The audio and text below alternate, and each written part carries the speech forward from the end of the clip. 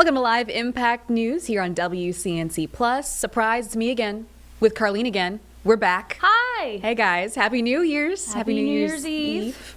We're there. We're there. It kind of snuck up on me. I know. It's like all of a sudden, it's now New Year's Eve. I'm like, oh yeah.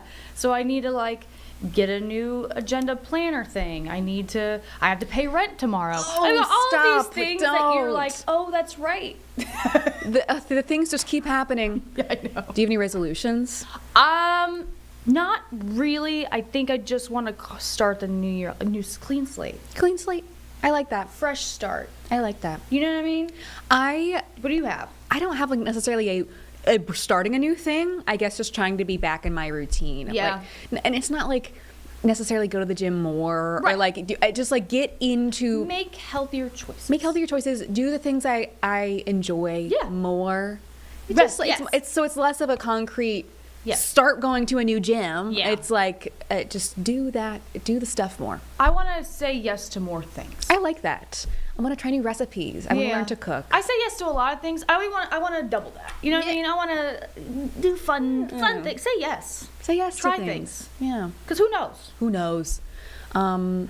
You know what? I'm going to think about that. We're here for the next 3.5 hours. I'm We sure I'll have a come lot up with to some think sort of resolution over the next 3 hours. It's going to keep evolving. However, we do want to get to around the globe. We're going to bring you the latest, of course, celebrations from around the world. We've still got about 11 and a half hours before our ball drop here in Eastern time. Next one we have is actually kind of interesting. This is in Mumbai, I believe, that Yes, we're going to have we don't the have a next live one. shot yet. Yeah. It'll be coming, but It's- I learned something today. Look at us saying yes and learning new things.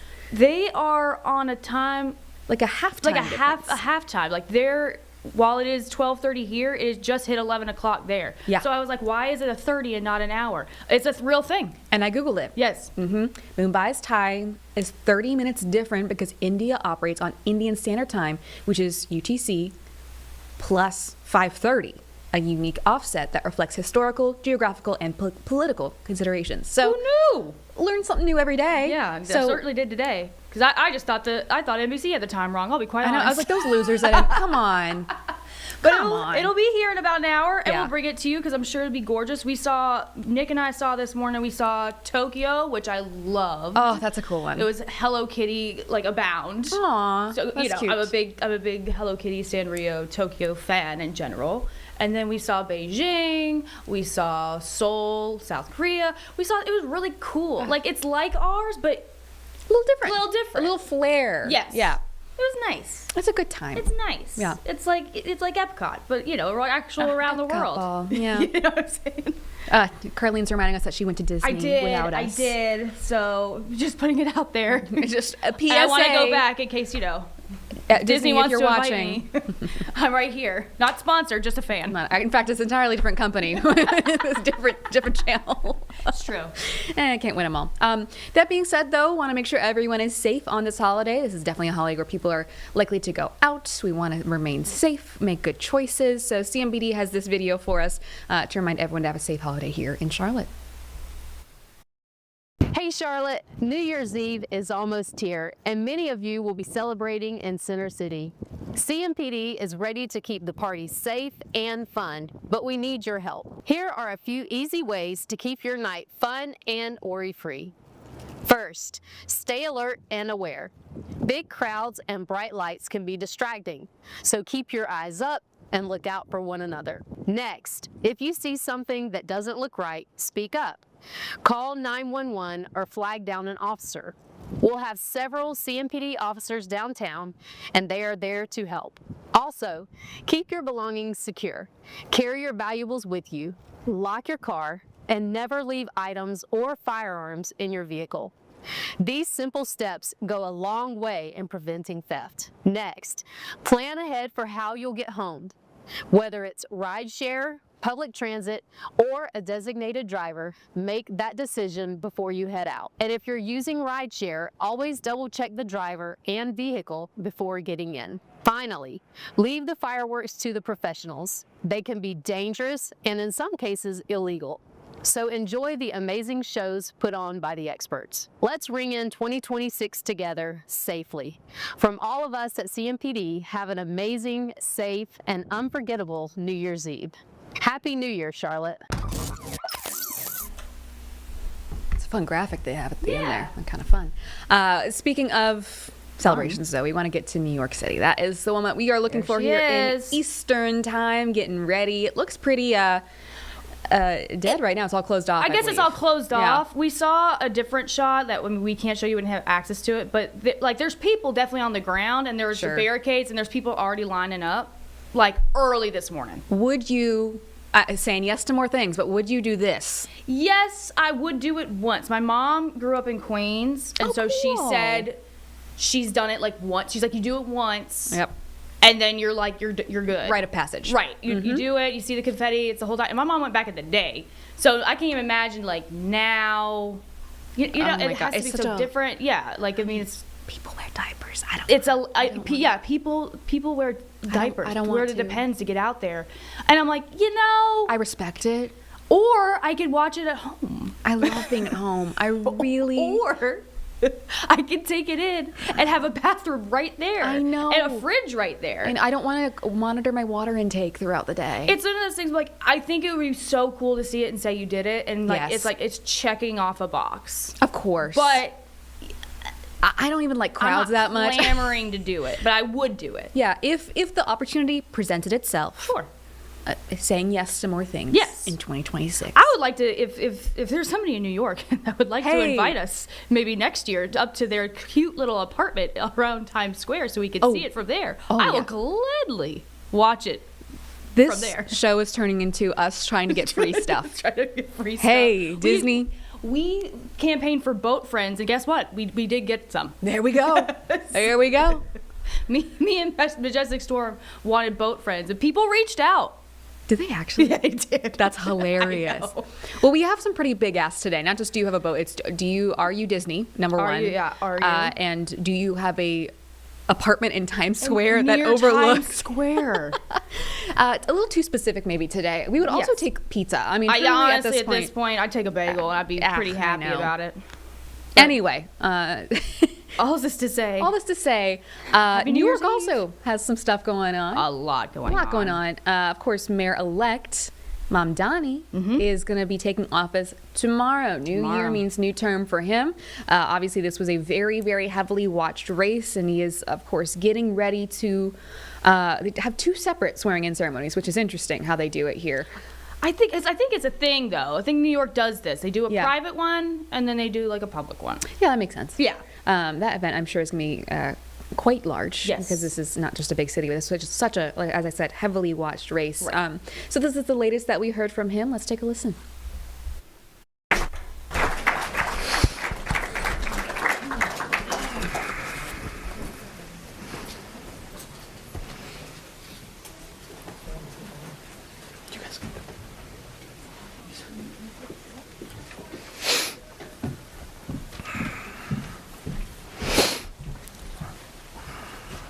Good afternoon, everyone.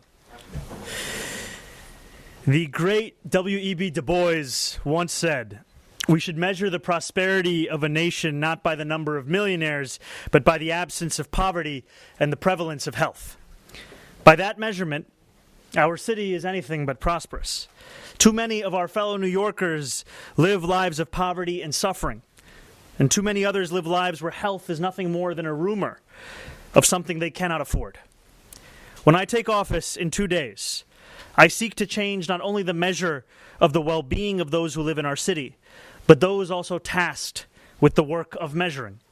We are here today at Elmhurst Hospital, which serves over 1 million patients annually, and so often feels the pain of poverty and ill health more acutely than anywhere else in our city. If anyone should hold the public's trust in the work of transforming a healthcare system full of disparities and fighting for New Yorkers who most need the services our city can provide, it is the leader who has guided this institution through moments of adversity and success. I am proud to announce that Helen Arteaga will serve as my Deputy Mayor of Health and Human Services.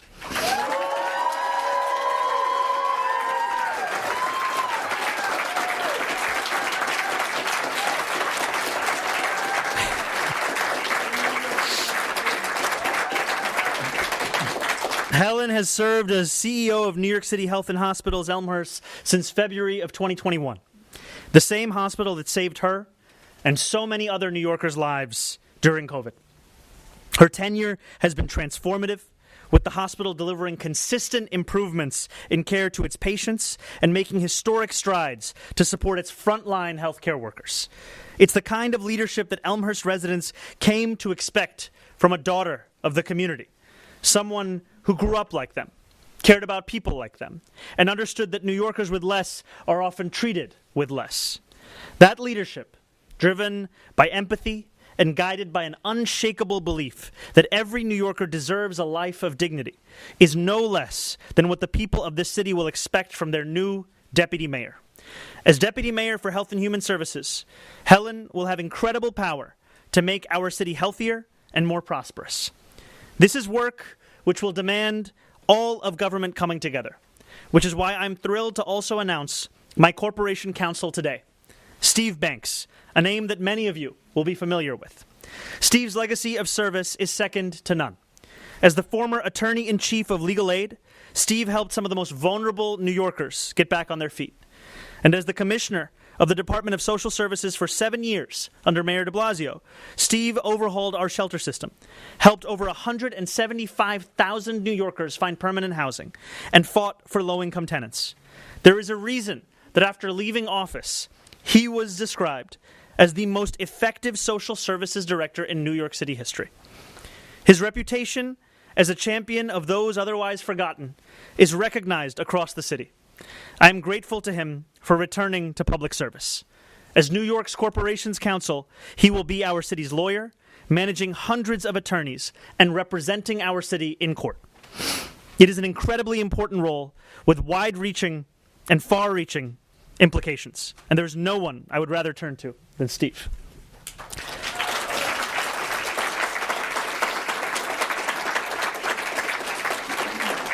Finally, as today is the day of announcements, and we are speaking of counsel, I am delighted to announce that I am naming Ramzi Kassem as Chief Counsel. Ramzi will be joining the administration from CUNY, where he serves as a professor of law. Government service is no novel concept for Ramzi, who served as a senior policy advisor for President Biden from 2022 to 2024, and has deep experience arguing in court, including before the Supreme Court. I will turn to Ramzi for his remarkable experience and his commitment to defending those too often abandoned by our legal system. City Hall will be stronger with him in it, and our work of building a more prosperous city for all will have a powerful advocate. My sincere hope is that New Yorkers who have long felt on the margins of this city, the homeless veteran straining to survive, the patient searching for the care that they need, an immigrant trying to get by, will feel that they now have leaders in their corner who understand their struggles and care to fight for them. That is the city I want to build, the prosperity I intend to deliver, and the leadership that has too long been lacking. Thank you, and please join me in first introducing Ramzi Kassem, my new Chief Counsel.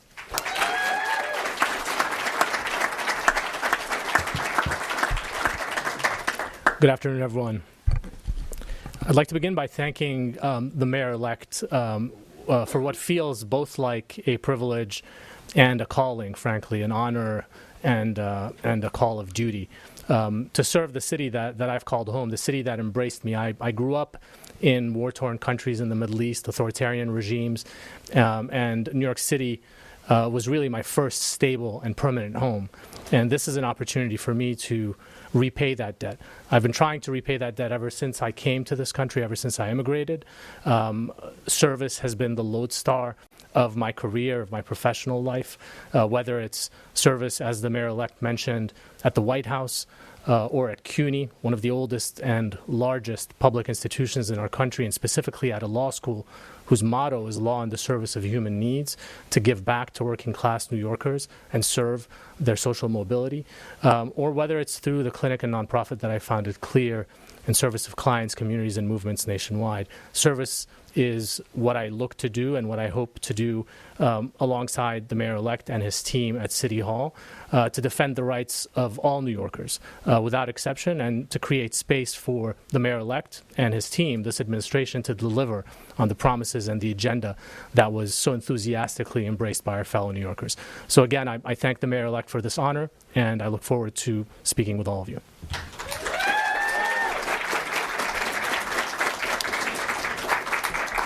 Now I would like to call forward a friend and soon to be a partner in our administration, Steve Banks. Good afternoon. Thank you, Mayor-elect, for nominating me to lead the New York City Law Department and for your very kind words. If only my mother and father could hear your words. During all my years as a legal aid lawyer and then as a city commissioner, they wondered what I was actually doing with my law degree. Your words would have given them a lot of nachas. I have a unique perspective on the law department. For 33 years as a legal aid lawyer, including 10 as head of the organization, I litigated against the law department. For 8 years as a city commissioner, I was represented by the law department in both affirmative matters involving access to rental assistance, SNAP, food stamps, and Medicaid, as well as matters defensively protecting and addressing the right to shelter. During my time at Legal Aid and in the years since I left city government in 2021, I've also co-counseled with the law department in matters relating to the right to shelter. I know firsthand the key role that the staff of the law department can play in supporting the mayor-elect's vision and agenda for transformative change to help New Yorkers in every community of the city. I'm honored to be the first legal aid lawyer ever nominated to be the Corporation Counsel, and I'm ready for this leadership role. You see, the Legal Aid Society had 1,100 lawyers. That's even more than the numbers of lawyers at the law department. So I'm ready to manage a large law firm like I did at the Legal Aid Society.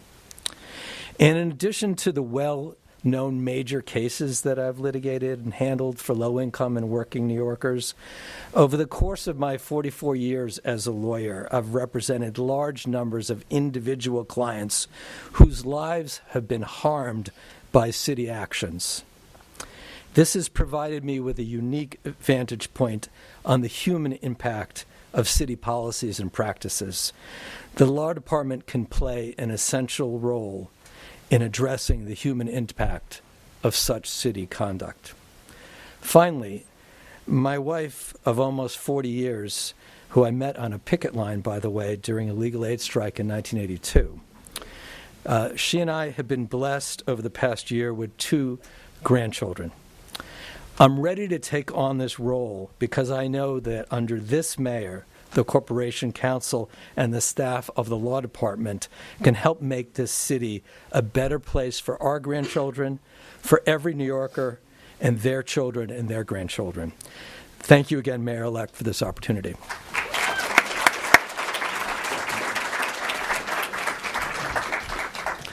And now, our new Deputy Mayor for Health and Human Services, Helen Arteaga.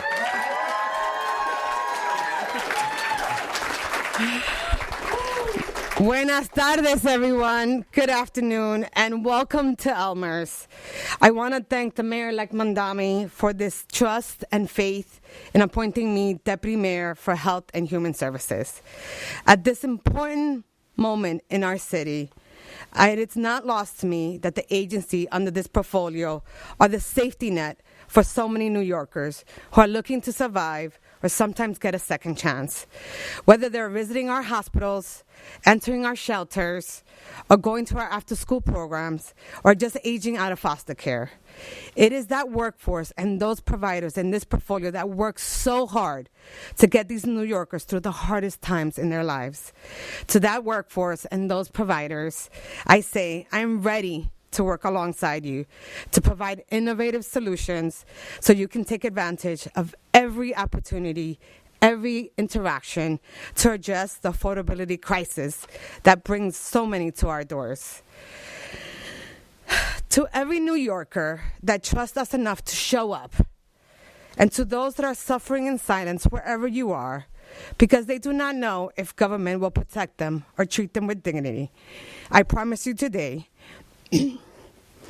that I will work so hard to ensure that you are seen and that we are thinking big and courageous about solutions that will allow you to thrive in the city that we love. You see, I see you because your struggles are mine.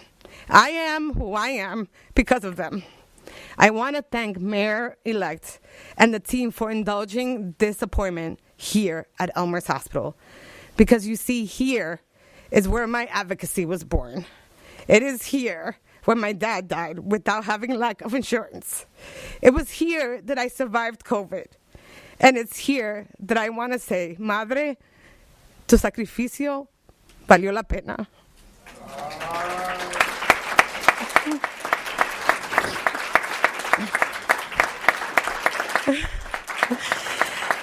And it is here that I serve as a proud CEO for the past 5 years. Like the mayor-elect, I'm just another immigrant kid from Queens. But the two of us are ready to take everything that we learned from our culture, our families, and our upbringing to make big changes in New York City, the city that has loved us so much. So to Dr. Katz, my H&H family, and my Emil Strong family of 6,057, know that I'm super grateful for these last 5 years. Thank you for showing up. Thank you for learning together, for growing together, for crying together, and for overall coming together for our city. When I walk through the doors of City Hall in like 2 days, I'll be walking in with all of you inside my soul and my spirit. But now I'm ready to work on something really cool. I'm ready to work on the mayor's-elect vision and dream for New York City. Mil gracias. All right, we are breaking into this as Mayor-elect Mamdani prepares to take office tomorrow with his cabinet. So we're expecting tomorrow to also have multiple swearing-in ceremonies, one private, and then that's a very large celebration outside of City Hall. So looking forward to that as well. I'm sure that people, it'll be very busy as we've talked about. This has been a very heavily watched race nationwide. We're going to get back to this, but we're going to take a quick break first. So stick with us. We'll be back in 2 minutes.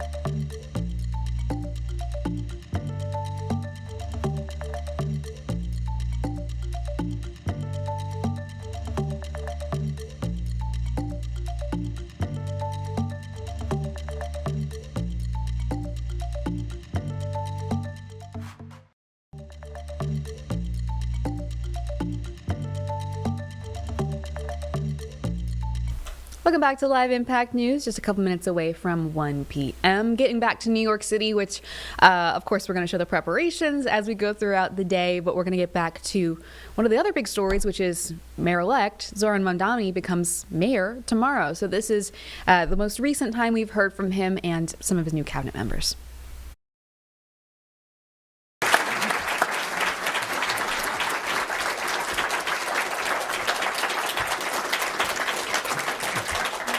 I'll take questions in one moment, but I just want to quickly just give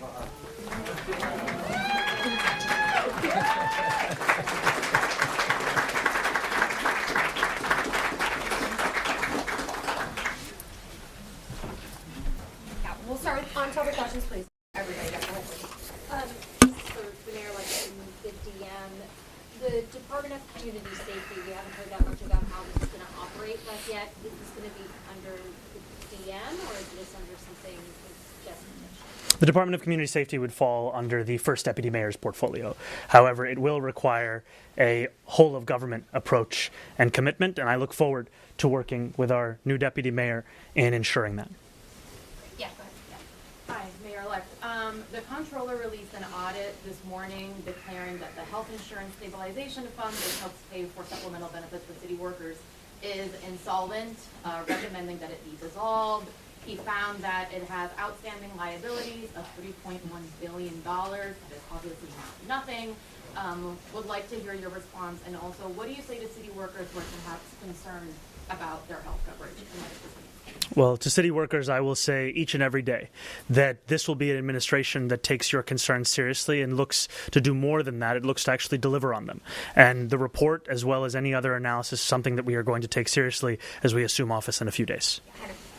Mayor-elect, this constellation of advisors seems like it could really be at the intersection of potentially combating efforts from the Trump administration, from beefing up the law department to prevent deportations, as you've mentioned, to pending SNAP and other benefit cuts. Have you had kind of a conversation with this cohort about the approach to the Trump administration, and what are your first few initial actions you're going to take relative to these top advisors and what you're instructing them to do relative to the Trump administration? Well, I think it all comes back to the welfare of New Yorkers. And what I am so excited by, frankly, in each and every one of these appointments are New Yorkers who are committed to not only protecting those who call this city home in terms of their rights and their freedoms, but also in terms of their ability to find care in a city where too often healthcare is something that is synonymous with being something that is unaffordable.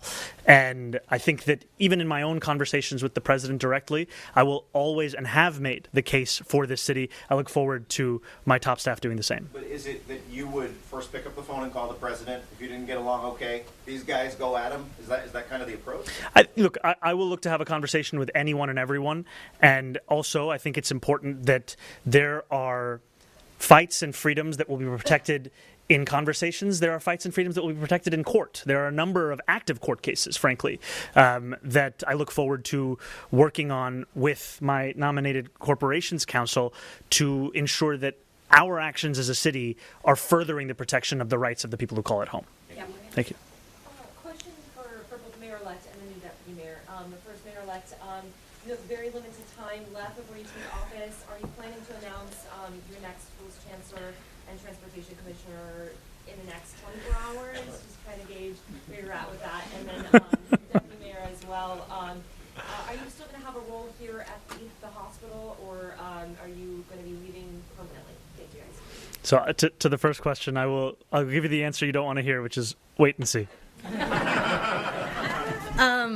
I would not be leaving my home here at Elmhurst Hospital if it wasn't something important, and working with Mayor-elect and his vision and his dream is something that I want to do because I see the impact. But more importantly, it's going to take a lot of work, so I'm going to dedicate 100% to the vision. Yeah, Joe. I have a question for Steve, the nominee. I was wondering, could you, observing from the outside, is there anything you feel like you want to do differently about how the law department has approached the litigation with the Trump administration? It's sort of how it handles the work with immigration that city and state do together. Thank you. Thank you for that question. Let me take a little bit of a step back. I've been involved with leading two other institutions, the Legal Aid Society and the Department of Social Services, and my first approach in leading both those organizations and making major reforms in both of them was to engage the frontline staff, to understand the nature of the work that they're doing, their views of the work that they're doing, and the kinds of ways that they see that they can play a key role on the front lines of moving forward with the mayor's affordability agenda. So I come to the institution of the New York City Law Department with that same approach, that in order to move an institution forward, you have to engage the people who are doing the work and move forward on that basis. At the same time, the mayor's been very clear about what his vision is, what his values are, and the law department's going to be a major part of that when legal responses are needed. One thing I know as a lawyer, and I learned as a city commissioner, lawyering is involved in almost everything involved in the acts, the actions that government takes. And so we're going to be very much looking forward to helping implement the mayor's affordability agenda. And I'll just add one thing, which is that I will demand excellence from my team, from myself, and also I will ensure that we create the conditions where that excellence is possible to deliver on. And what I mean by that is that we have seen a shortage in staffing within the city's law department, and one of the commitments in making this nomination is also to ensure that we provide that same kind of focus in the intricacies of the law department itself, the staffing of the law department, so that our nominated corporations council can actually do the work that we are asking of them. You said in the past you want a lot of those lawyers to focus on immigration cases. Is that still the case, or are they going to be doing just kind of more normal work too elsewhere in the law? Frankly, I think that there is a clear need for a few hundred additional lawyers at the law department just from the beginning of it. And I think that the work will encompass some work in providing legal services for immigrant New Yorkers. The question of the totality of that work I will also leave to my corporations council. All right, got time Thank for you. two more. Yeah, Chris and then Jonathan. Thank you. Mr. Mayor-elect, and for... How's it going, Chris? How are you? Steve's position is obviously subject to council approval. Have you received any assurances from the council that they will confirm his nomination? And follow up on Joe's question. Let me do that one first. And then. Thank you, brother. I have been in touch with incoming Speaker Menon about the nomination of Steve Banks as our corporations counsel, and I look forward to that process. Got it. On Joe's question, you proposed on a campaign trail to hire specifically 200 new law department lawyers. When you announced that, you said that was part of an effort to kind of Trump-proof the city, to be able to fight back against Trump administration initiatives. Is that pledge still holding? Are you going to hire those 200 attorneys? Are we going to see that in the prelim budget? And if Steve could speak a little bit to how attorneys would be deployed specifically to fight the Trump administration. That pledge is still continuing, of hiring 200 additional lawyers, and it's also a pledge of thinking about what the legacy of the law department has been for decades. The law department had been on the front lines of many of the fights for equal rights across this country, but today it has been hollowed out. And this is incredibly important for us in the work that we are seeking to do in this administration, that we have a corporations council and a law department that is not only staffed, but is also back on the front lines as opposed to the defensive that we have seen over the last few years. Mayor-elect, do you support a No very worries. controversial in the city, but do you support a ban on horse carriages here in New York City? Would Yeah. you support a ban? I've said that I support removing horse carriages from Central Park, and I've also said that I look forward to working with union partners and community leaders to actually deliver on that. All right, I think we have time for just one quick one. Dave. Hey, How's it going, Dave? good. Just following up on Morgan, I know you said wait and see, but buses were so central to your campaign. Yes. They've been so central. The transit has been so central to a lot of what you talked about in office. So what are we looking for in terms of DOT leadership on January 1st? Is there going to be an interim commissioner, or are we going to have a new person who I get to bother with? No matter who's there, I know that you'll be bothering them. And I appreciate it because, frankly, what this is about looking for a fealty to a commitment to New Yorkers that are often overlooked. Right? Today we have spoken about it in the context of health, but when we speak about bus riders, we're speaking about more than 1 million New Yorkers who are riding the slowest buses in the country.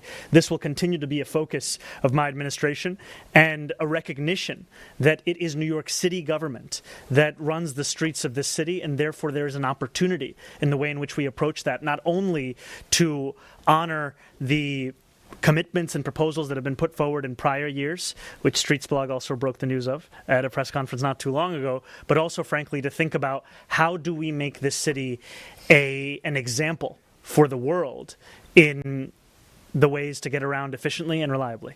Thank you guys so much. Thank you so much. I'm sorry. Yeah, okay. I'm sorry, everyone. But we'll see you soon. I do promise.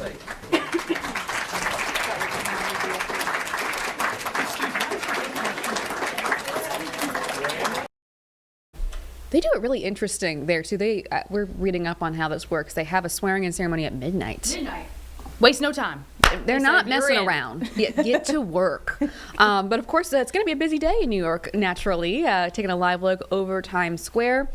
I don't know if I don't think they've let the floodgates open to let people in, right? It almost looks ominous right now that it's. It does. It's like there's no taxi cabs, no cars, no nothing. The calm before the storm, as Yeah. they say. The lighting even kind of spooky. Anyway, so this is going to change a lot, I think, over the next few hours as we're here until 4 p.m. As they get ready, want to make sure everything's nice and clean for the probably hundreds of how many tens of thousands of people? I would imagine. A couple, yeah. Many Many people being very much braver than I. A sea of people. A sea of people, and hey, and you can watch it on WCNC Charlotte. Yeah, WCNC Plus. Jenna and Hoda are doing their thing. Yeah, that'll be fun. I do love Hoda. I love Hoda. Jenna. Great too. Is great too. Jenna's great, but she's busy. We don't get Nick to and see I made Hoda the as call much. out this morning. Hoda, if you're listening, call in. Come on the show. We'd love to have you. I do actually have a fun story real quick. So I was an intern at the Today Show. Good for you. I didn't know this. Everyone was lovely. Of course. All the anchors were delightful. Obviously, there was like 8 interns. It was a busy summer. We aren't even really talking. We're doing like side work. I'm doing the coffee runs. Like actually, it was the very stereotypical. I got Hoda's medicine ball from Starbucks in the morning. She learned every intern's name. That's sweet. She came up and said, "Julie, so good to see you this morning." That's so nice to know. She made such a point to do it because it made it everyone's day. Yeah. I'd be like, "Oh my God, she knows who I am." Good for her. Obviously, she probably would not retain that information if she saw any of us now. But very impressed. Very impressed. But shout out Hoda if you're listening. We'd love to have you. Come on the show. Yeah. You know, I know you're stepped away from the anchor desk. We got time. Whatever you want. We're here all the time. We're That's the all the beauty of time. WCNC Plus. That's true. On that note, we're going to take a quick break, but we'll be back in about 2 minutes with some more local headlines that you'll want to know about, especially if you have little ones. We're going to talk about the flu, so stick with us.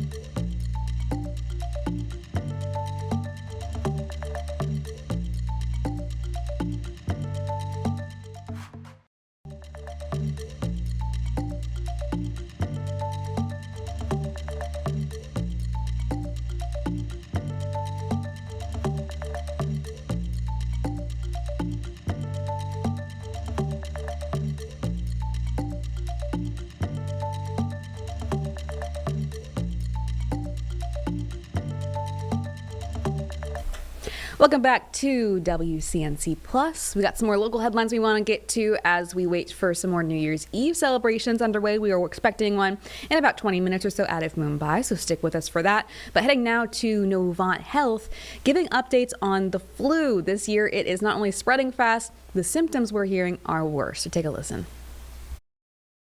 Just a few comments I'll make about influenza and respiratory virus season. And if you can't hear me, please let me know as I'm kind of managing all the technologies.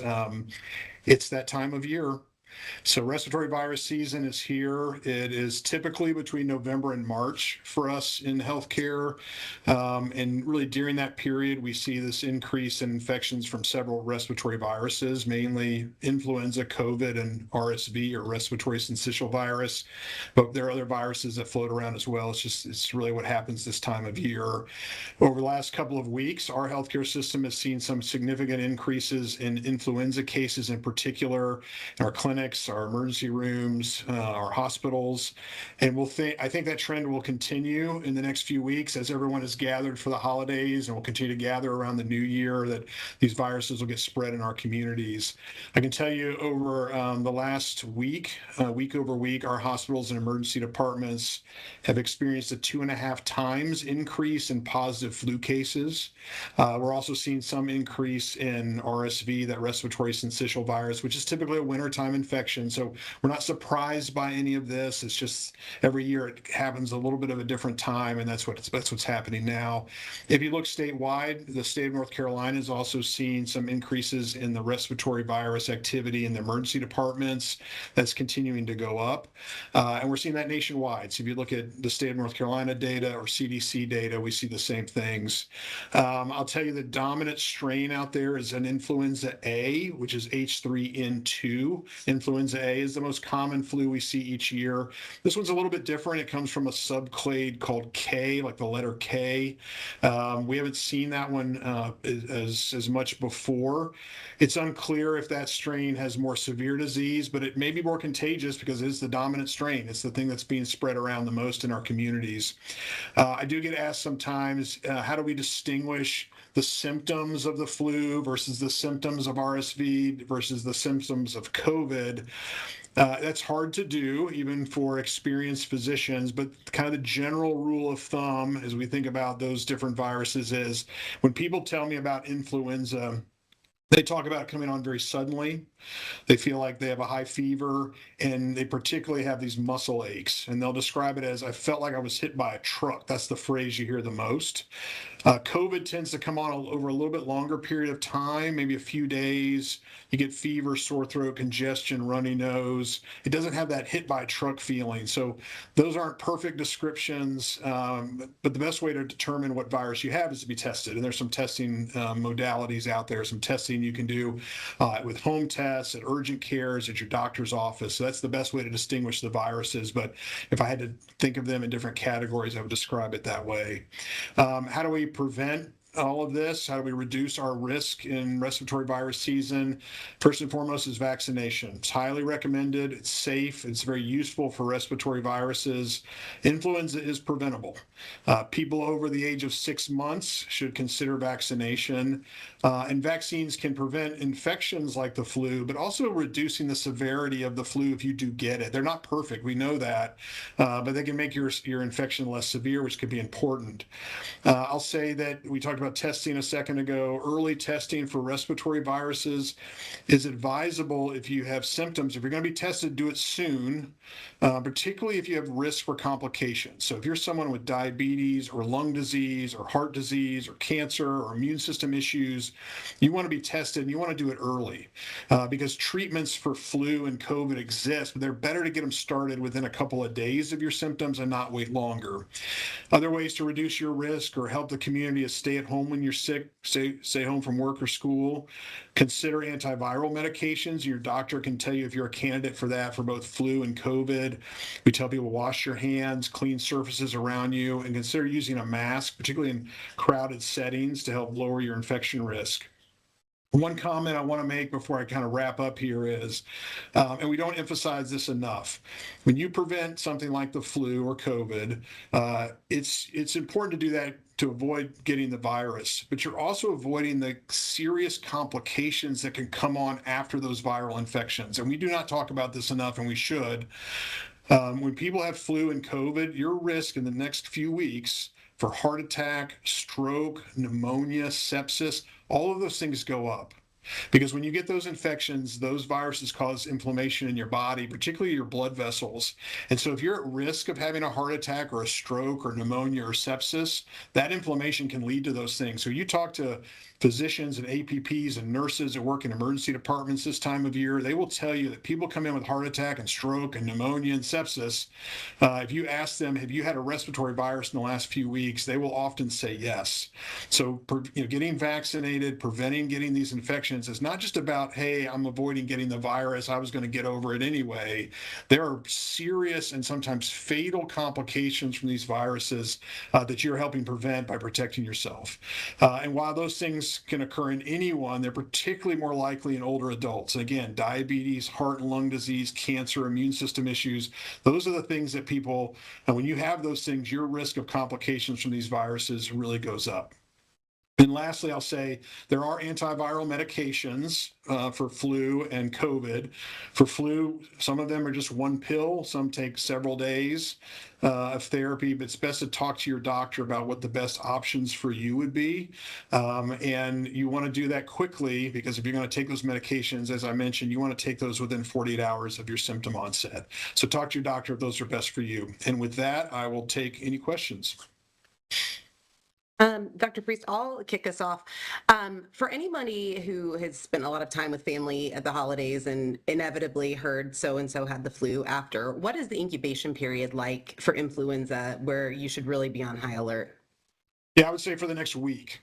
So that's the kind of time to think about it. And we run into those situations, right? You go to the public gathering, the family gathering, and you weren't told that so-and-so was sick, or you find out a little bit later. So you have to think about taking precautions. There are some very immunocompromised people who, when they're exposed to flu, should probably talk to their doctors about whether it would be beneficial for them to take an antiviral medication if they've had a really high risk exposure. So it's worth talking to your doctor about that. And how are the case rate that we're seeing right now comparative to year over year? It seems like you're reading about it more every year, but I also know that we say that every year. Yeah, I mean, in our system, in our healthcare system in North and South Carolina, what we're seeing is we're peaking a little bit earlier than we did last year. It just depends on the year. A big peak generally comes, and sometimes it's December, January, or February. I think we're peaking a little bit earlier than we have in recent years, but nothing that seems particularly out of the ordinary to us in terms of number of cases. Great. Any of our media partners who are on, do you have questions for Dr. Priest?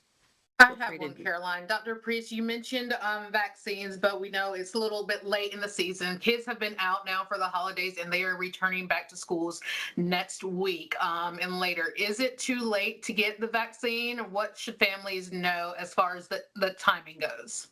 Yeah, great question. It is not too late to get the vaccine, but I think as you're alluding to, when you get the vaccine, you're not instantly protected. It takes a couple of weeks for your immune system to respond to that vaccine. So the sooner the better. Now, I don't know when the true peak of these cases is going to come, probably in the next couple of weeks. So it is worth going ahead and getting vaccinated. It's not too late.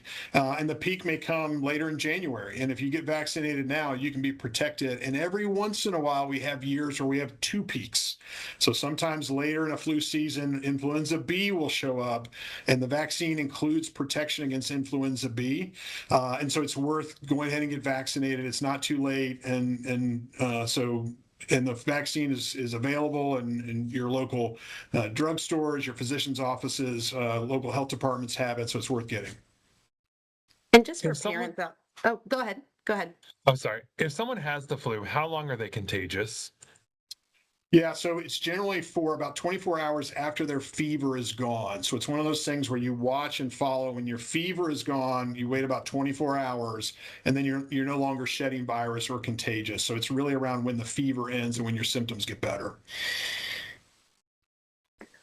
What have you seen ramp up so far this season to kind of contribute to the restrictions for some of these visitors? I mean, it has to be intense or this more intense this year if the visitations have been restricted for certain hospitals. So like, what are some of the new ramps you've seen for this particular season?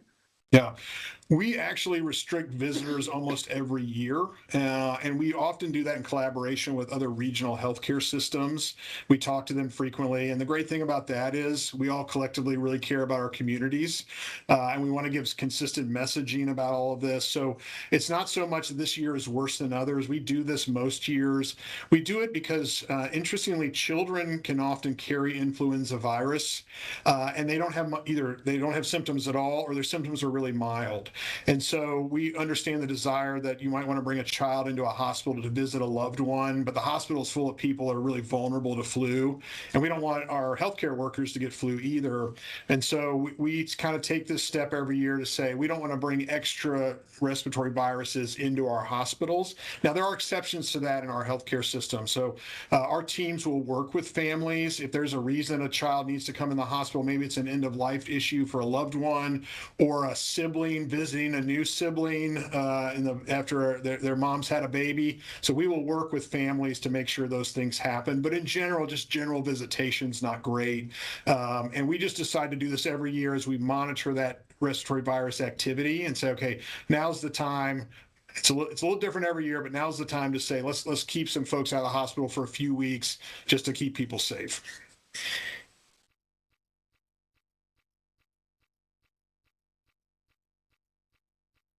Any other questions for Dr. Priest? When should someone who's sick with the flu go to the doctor?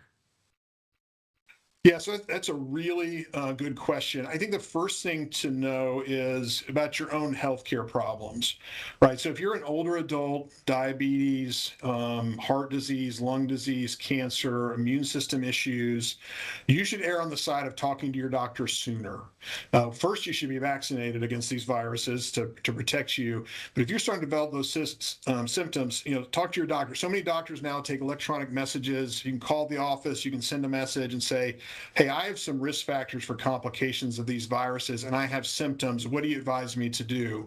And I think they'll advise you to be tested early and to go on antiviral medications if that's the right thing for you.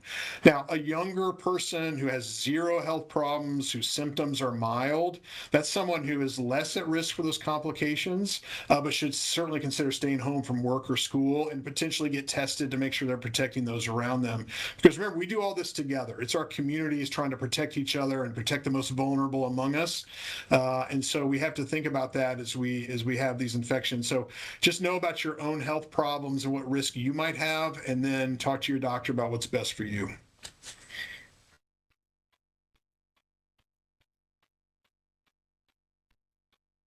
All right, taking another quick break here, but we'll be back in 2 minutes with some more headlines.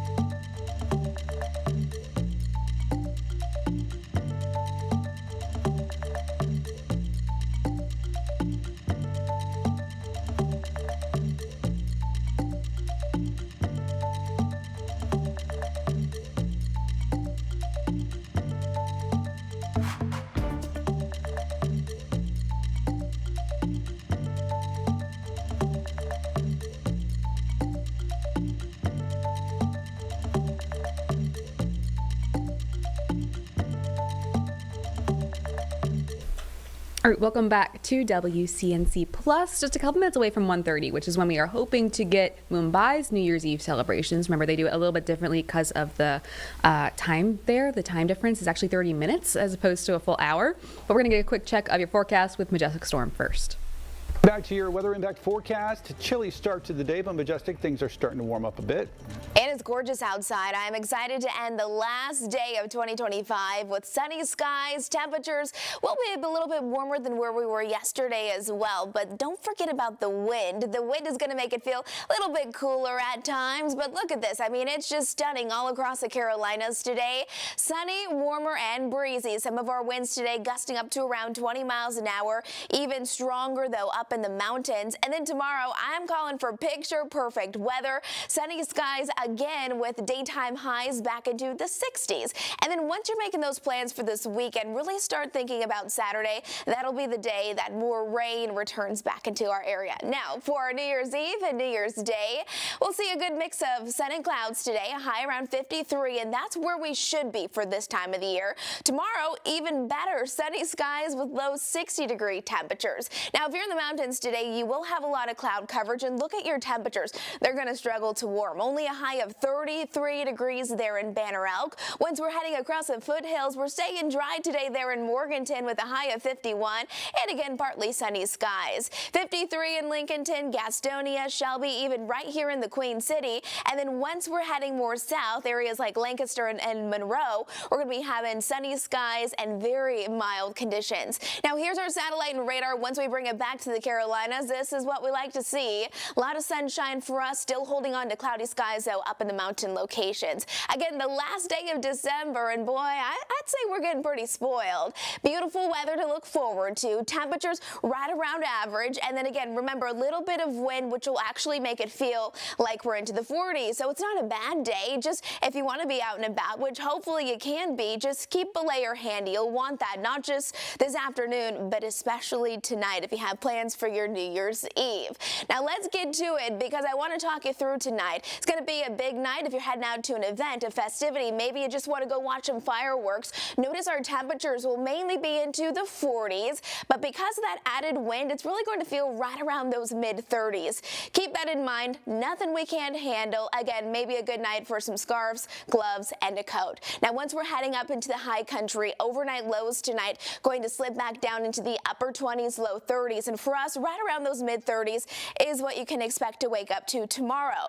Mid-30s, so a little chilly heading out the door for the very first day of January, but then we're going to turn up the heat with temperatures back into the 60s under clear sunny skies. So Thursday, it's a gorgeous day. Friday, more clouds start to move through, but I think we still stay dry. It's not until Saturday that we start to see actually more widespread rain move into the area. So Saturday, a rainy one, dry throughout the rest of our weekend, and then next week, small rain chances. So rainy, let's talk about that rain. Again, this is going to be basically an all-day event for Saturday morning and Saturday afternoon especially. Here's Saturday at 6 a.m. Here comes that rain. And notice even as we fast forward through about 4 o'clock in the afternoon, the rain is still ongoing, so pretty steady throughout a big chunk of our Saturday. By Saturday night, here's about Sunday morning, so Saturday night and into Sunday, everything starts to clear out, and then we'll wrap up our work week and our weekend with pleasant conditions there. There's our Jerry Hunt Super Center 7-day forecast for our New Year's Eve. It's going to be nice throughout our daytime hours. Of course, it's going to be a little chilly tonight, but at least we're dry. And then tomorrow, picture perfect, nice weather as we are heading into the very first day of January. Remember, kind of cold and rainy, dreary on Saturday. If you still need to take down those Christmas decorations inside, maybe Saturday's the day to do it. And then above average temperatures will return next week. All right, we are going to take another quick break. Not seeing any shots up out of Mumbai, but we are waiting for some other ones as well. So stick with us. We'll keep checking in as we get some more fireworks, hopefully soon. We'll be right back.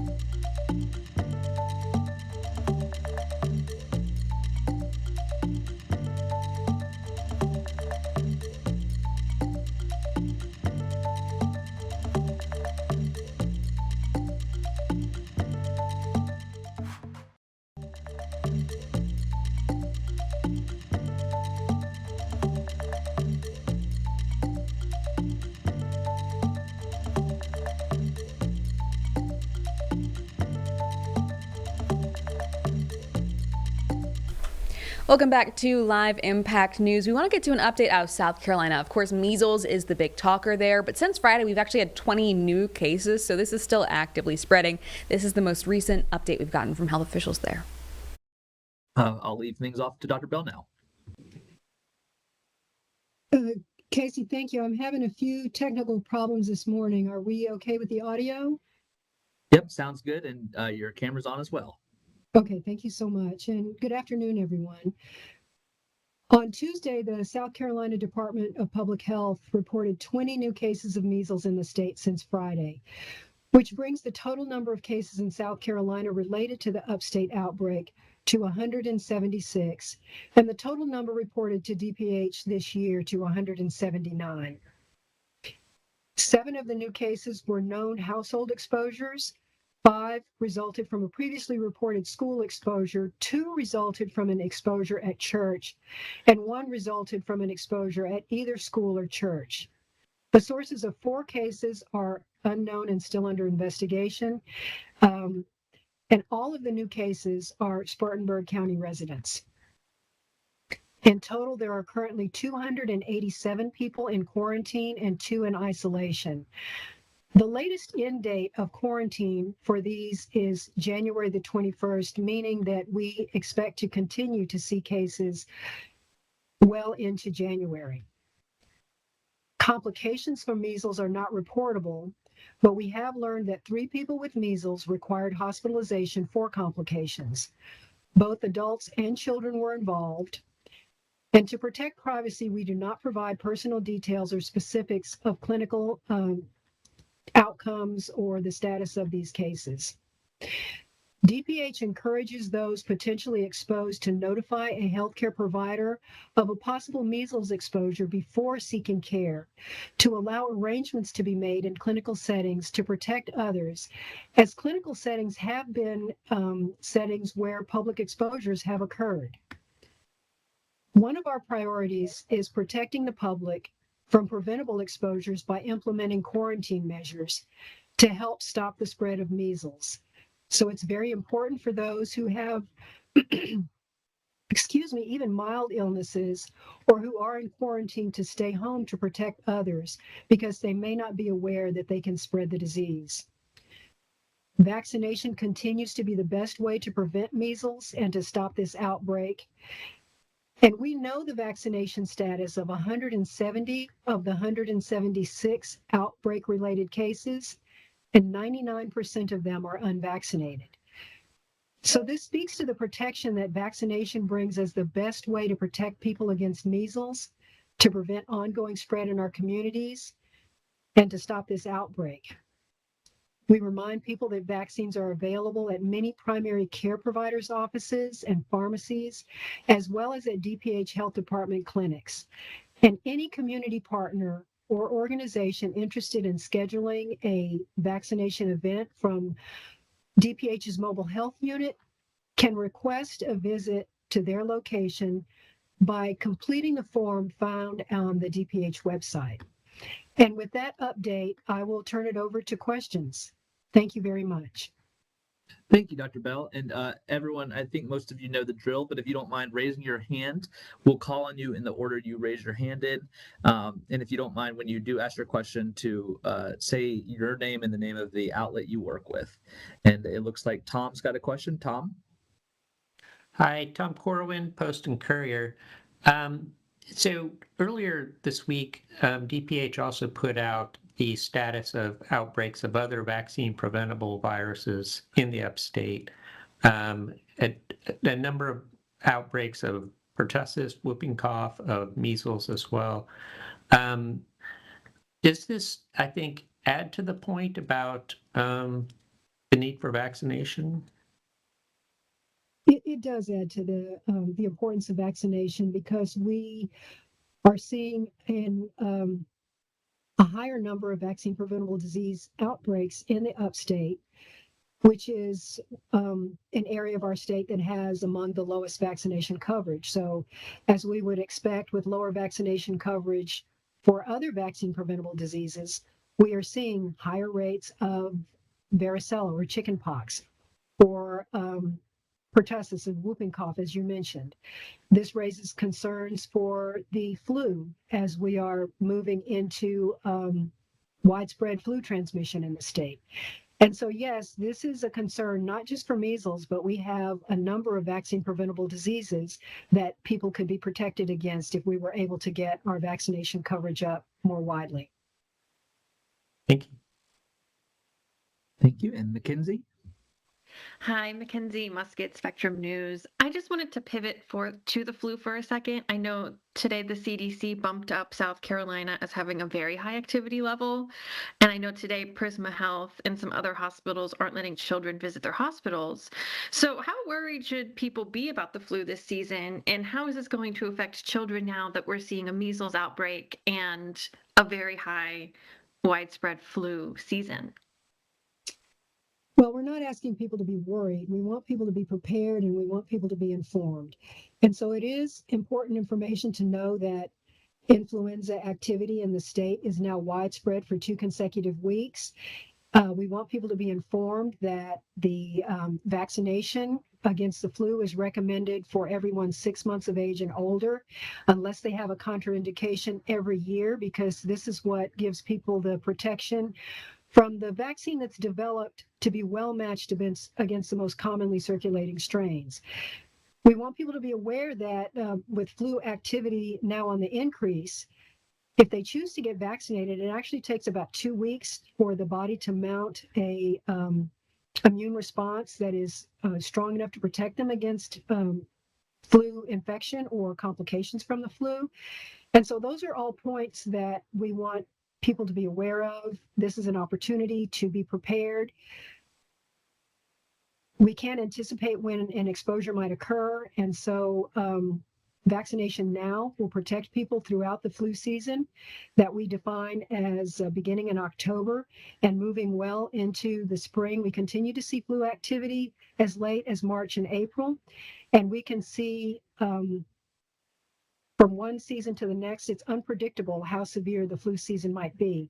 But an important point I want to make is regardless of the severity of the flu in each season, we see hospitalizations and deaths from flu even in relatively mild seasons. So we want to encourage people to be aware of that and to get protected now. Thank you, Dr. Bell. Peyton? Hi, Peyton Furtado, WYFF News. Linda, we talked yesterday about the flu, but today we're talking about measles. We saw that one of the people in your press release is fully vaccinated and still contracted it. Is it at all possible, even if you are fully vaccinated, for your immunity to the measles to wear off as time goes on? We don't generally see waning immunity from measles vaccination. We know that no vaccination offers 100% protection, but the measles vaccine is one of the most effective vaccines that we have available. And in fact, for about 97% of people who receive 4:30s by the time we reach midnight. We're also looking ahead towards, of course, your New Year's forecast as we look. Sorry, let me mute myself if that's me. Okay. Yeah, just wanted to continue. All right, we are going to hop in there and take a quick break, but we'll be back in 2 minutes with some more updates.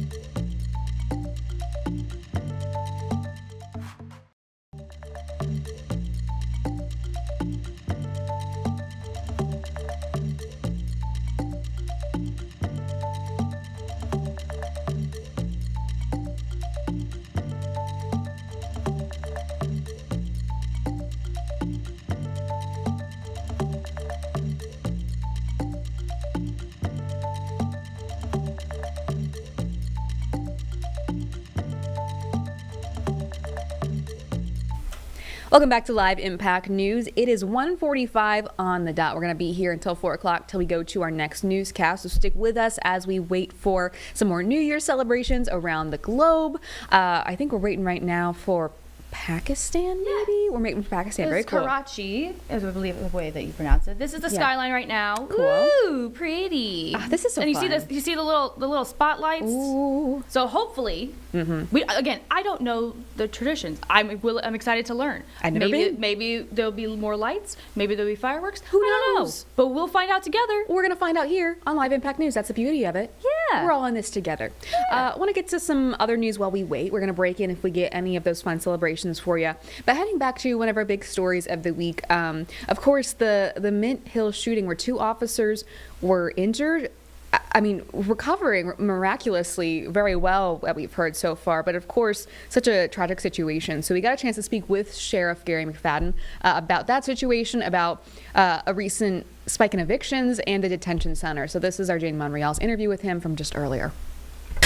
Right here at the top of the hour, as we continue to follow up on the officer-involved shooting in Mint Hill, we do know that 2 officers involved in that shooting are now recovering at home, but a suspect is now dead after what should have been a routine child custody exchange. Mecklenburg County Sheriff Gary McFadden joining us this morning live in the Impact Studio. Appreciate your time. Thanks for making this stop your first one of your day. Busy day. Good morning. Thank you. Sheriff, so what was your reaction when you heard about this incident, and what does this tell us about the dangers of these custody battles? Well, these are the dangers that officers face each and every day. Custody battles has a lot of emotion, and oftentimes we are not there. It's just parents meeting in the parking lot, or parents meeting at a grocery store or a secluded area like parks. And so on this incident, we don't have all the details. I don't have all the details. But custody battles are always volatile because it's a lot of emotion involved. You're meeting parents and they're exchanging the kids, and they may bring their significant other or other person that are in their lives that cause it to be more volatile than previous. And so we all know in law enforcement these kinds of incidents happen often. Maybe not to the death or the violence, but it always happened with controversial issues between the parents. I mean, the county does have at least one solution. They have the supervised visitation and safe exchange since 2014. Do you know if people are using this, and what can be another solution for safe exchanges? Some people are using it, but we asking them to do it even more. When I was with CMPD, we actually had the exchange in the parking lot between the building and the parking deck. And so people feel safe. The person who's handing off the child feels safe. But oftentimes, the other person wants to meet someplace else where they can have this conversation, they can have this argument, and really bring them to an isolated area to say and do whatever they want to do. So we're asking people to think about where you're meeting this other person. Yeah, I mean, so we do know Jamel Hamlin, the second, was killed in the incident right now. Do you have any information on any priors about this man? No, I don't. I don't at this time. All right. Moving on then. I want to shift to another tragedy occurring that same day of the Mint Hill officer-involved shooting. Your office announcing the death of Jason Hicks, a 42-year-old man who was in custody at the detention center. Can you walk us through what happened on that morning, the day after Christmas? Well, we can't give you the details of the actual incident, but Mr. Hicks was discovered having complication, and our medical staff responded and saw that he was in a crisis, and then they transported him to the medical facility where he passed. But what we tell people, we want the audience to understand, these deaths does not happen at the hands of my deputies or my officers. People come to our facility in poor health, having conditions that are unknown to them before they arrive, or they come with a condition. We have expecting mothers, females, to come to our facility begin to have a crisis of birth, we transport them to the hospital, the baby is born, and then they come back to the facility. And you have to understand that we are not a medical facility, we are a detention center. So most of these people come in with long-term diseases, long-term crisis, with medical equipment attached to them, and we still have to take care of them. We know that the SBI is investigating as standard procedure. What specifically do they look at? I know your office is cooperating with them as well. What they do is look at actually the scene where the person died, or the scene previous where he died, which is the detention center. So they start an investigation just as a death investigation to make sure that everything was followed. They interview our deputies, they interview the staff who was around, the medical staff, and then they look into the actual person's life, what he was arrested for, charges, and all of that, just as you would do if a person dies somewhere else. So they're just doing the protocol of the investigation. And I mean, this happening, of course, during the holidays even makes that more heartbreaking, and notifying the families in the case. And this also brings up a bigger picture, Sheriff, about evictions of residents during the holidays. Talk to me a little bit about what your office is seeing. Well, the holiday season is always filled with emotion, a lot of joy, but then also a lot of pain. And so during our holiday season, a lot of people are evicted from their home. I believe that the Monday after Christmas, we evicted over 198 people from their homes. This past Monday, we had another large eviction where it was 180 plus people. So my deputies are going to these homes and evicting people out of their homes during the holiday season. That is a lot of emotion for my deputies, mentally and physically, but it's also a lot of emotion for the residents who are now homeless and on the streets, or living in their vehicles, or just living under a bridge, or just living with loved ones. So it brings a lot of stress and strain to the person being evicted, but also mental strain on my deputies. And why are they being evicted? Well, they can't pay their rent, failure of their jobs, they just can't make the rent, as they say. And because of that, the landlords file these papers, go to court, go through the necessary steps with the clerk of court, and then the clerk of court issues the writ, and then we have to evict them. And so I know you've seen even larger numbers of these types of evictions, and we know on the other side of the court system, or say the landlord, they go through, they jump through hoops trying to get, the proper process going on proper evictions. What is it, that can bridge the gap into helping folks out? Well, I think it's funding, and then we all talk about affordable housing. People run their candidacy on affordable housing, and we need to find some type of mechanism to allow people to work and provide for their families. And what that is, I can't tell you. But I can tell you that if we do not find a solution, we're going to continue to see people being evicted. And how does that fall into the crime industry? When we say industry, we're just talking about crime. Everybody's talking about crime and why is crime up? Well, when you have 187 people evicted from their home, somebody is going to do whatever it takes to support their family and maybe turn to the life of crime, supporting their family, feeding their family, and clothing their family. And they're desperate. And so we talk about evictions as a small entity, but it is a large entity because evictions cause homelessness and also could potentially boost the crime. So obviously systemic, and one of those issues that is indicative of what's happening on a bigger scale. Absolutely. The broader context here then is, what do you do from a law enforcement side? And you said that your officers and deputies are kind of burnt out during this time. What do you do from what you can from your position? Well, we tell them to actually, I talked to my officers yesterday, make sure that you take care of your mental state and your physical state. take a break, take vacation, take sick leave, take some time off, just to get yourself together.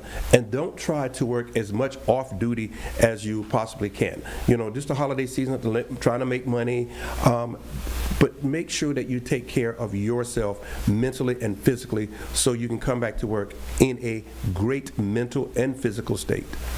How short-staffed are you? Are you looking to hire in 26? We're always looking to hire. We're always wanting to hire. So we're not as short as people believe that we are. But here's what happens. When the population inside a detention center goes up, as it has in the last couple of months, then we require more staffing. We're always going to need more staffing to adequately support the people who are incarcerated.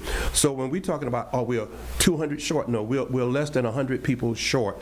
And so we are doing well, but also we need to do better to give our staff a break, lunch break, meal breaks, and just their breaks, and give them time where if they have to leave for a couple of days, we do have enough staff to support that. So we're always looking to hire. So anybody wants to be hired, you can look on our website and we'll be glad to look at your application. Okay, very good. Can we talk about the detention center, just circle back a little bit more? You know, it's obviously face scrutiny, like in many big cities. The detention centers face scrutinies with growing cities and growing crime. What reforms or changes have been implemented to improve the situation there as far as the detention center goes? Well, let me say this. A lot of people bring the idea or opinions of the detention center. Most people have not even come to our detention center to see how we operate. We are what they call a triple crown, and I'm always going to say that. We are a triple crown, and we have more accreditations than any other sheriff's office in North Carolina and South Carolina. And so we are nationally recognized for our detention center. When we say triple crown, there are approximately 3,089 sheriff's offices in America, but only 52 have the triple crown, and we are one of these facilities that have the triple crown. When we talk about accreditation, we are a fully accredited detention center. So when we're talking about issues inside the detention center, they're no different than whatever is going on across America. We just sensationalize it and highlight it because of the detention center in Mecklenburg County. But we're operating well, you know, we're operating efficiently, and we do have problems just like anybody else. When we're talking about the detention center, are we speaking about suicides?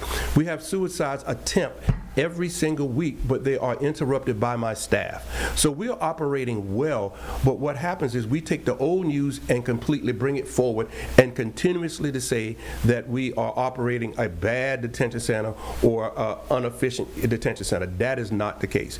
We are operating well. Do we have crisis? Yes. We are taking in people who are in crisis on the street. Again, homelessness, drug addiction, substance abuse. All of these people are housed inside a detention center. We do have issues with attempted suicides. We do have issues of addiction. All of those come with who we are housing inside our detention center. But we are a well-established, well-ran detention center, and I invite anyone to come down and see it. All right. Appreciate then you setting the record straight that the detention center is running efficiently there. As we move into the new year, do you have a message for families, viewers watching this morning, Sheriff? Take time with your family. Take time with yourself. Take time of your mental health. Mental health is the biggest issue that we are facing now. With what we see on TV, what we see in social media, we bring a crisis in our life each and every day. I just want to take time to think about yourself, your mental and physical abilities, capabilities, but make sure that you take care of your mental health. That is the main focus I want people to look at in the coming year. Social media can drive you one way or another. People look at social media and believe anything that they see on social media, and it generates negativity in their lives. Step back for a while, take a break, and let's have a great new year. All right, let's do it.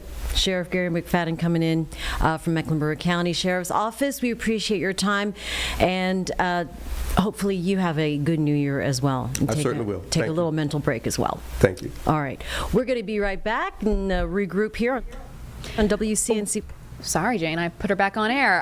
Carlene and I both have access to the buttons, and sometimes we're we'll double get excited. We just get excited sometimes.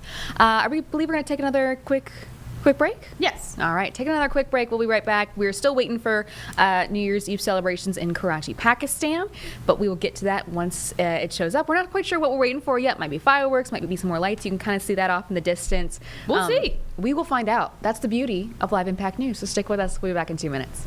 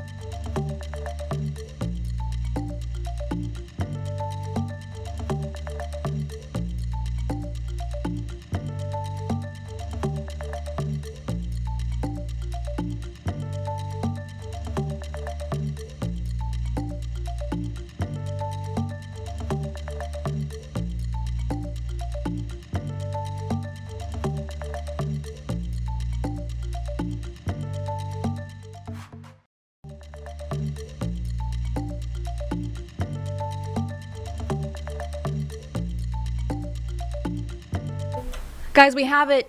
We've got fireworks. Take a look. They're zooming in. Woo! Woo!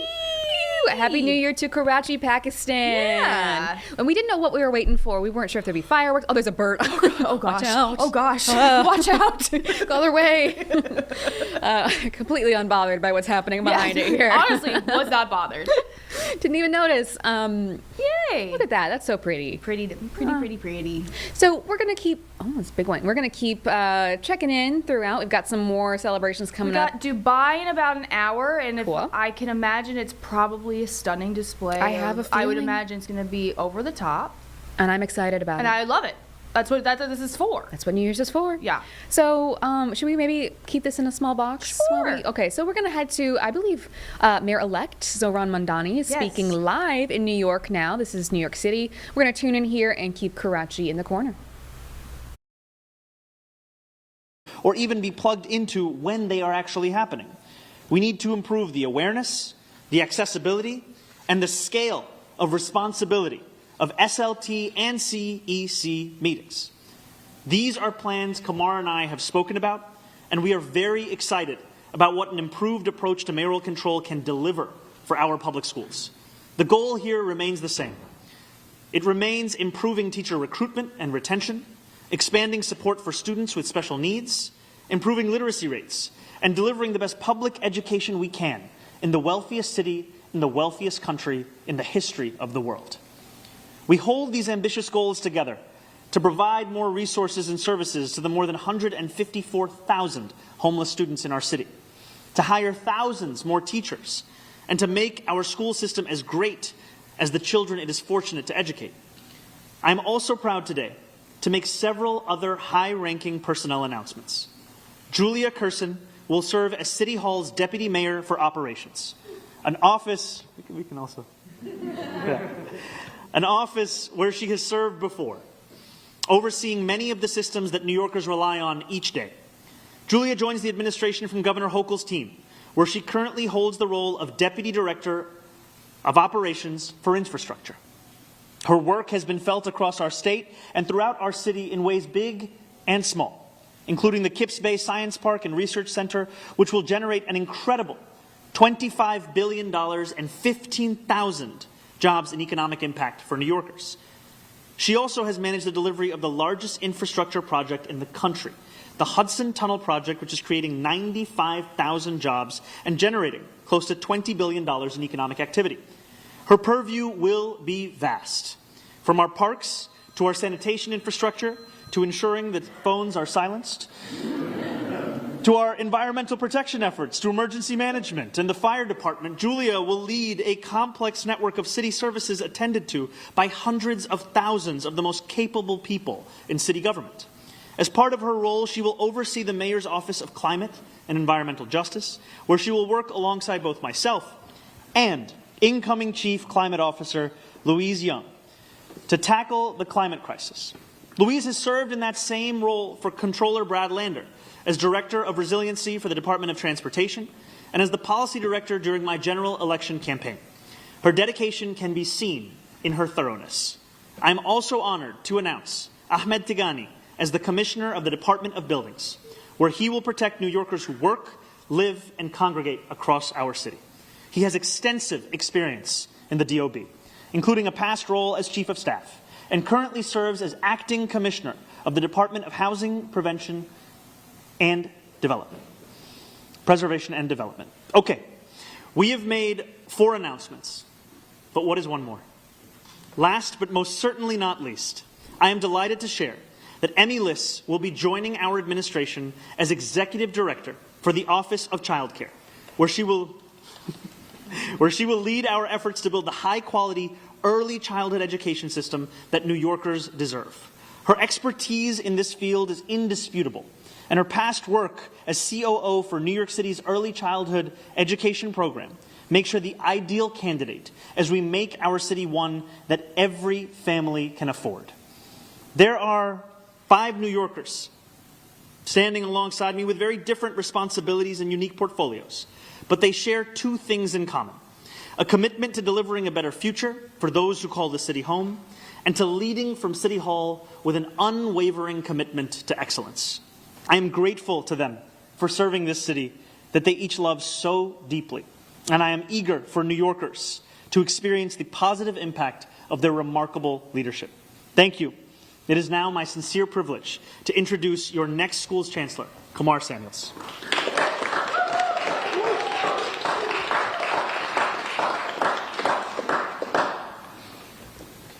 Thank you, Mr. Mayor-elect. It's an honor to be here and stand before you as the next New York City Schools Chancellor.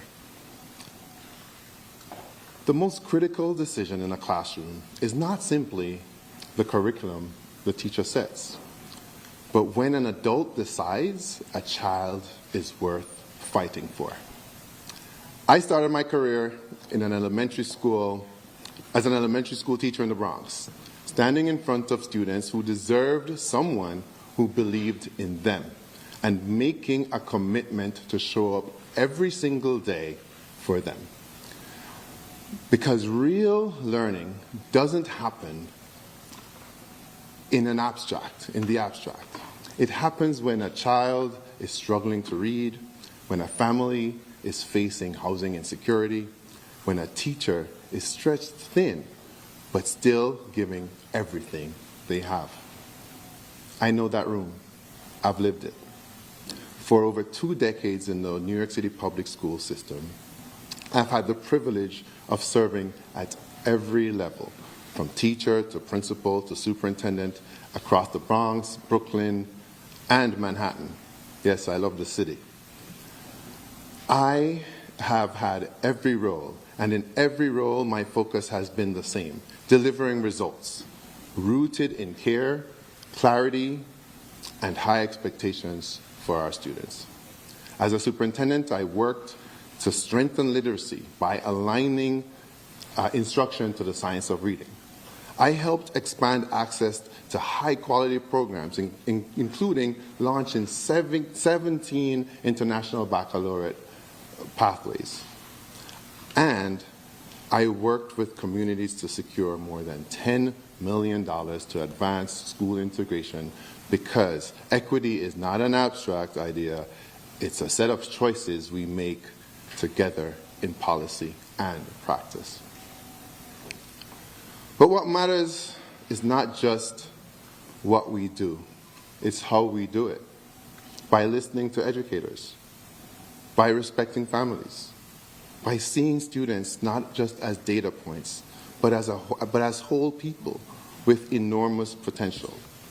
I am deeply honored to serve as the next Chancellor of the New York City Public Schools, together with the Mayor-elect, my man, Mr. Mamdani. We will fully fund public schools. We will invest in recruiting and retaining educators, especially in special education, bilingual education, math, and science.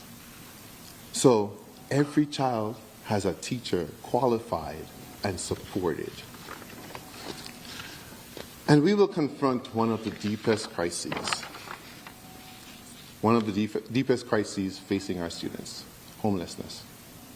With more than 150,000 students experiencing homelessness, we will expand Every Child and Every Family is Known, because children cannot focus on learning if their basic needs aren't being met. A great city is measured not by how well it takes care of its children. And a great school system starts with leadership that knows the work from inside out.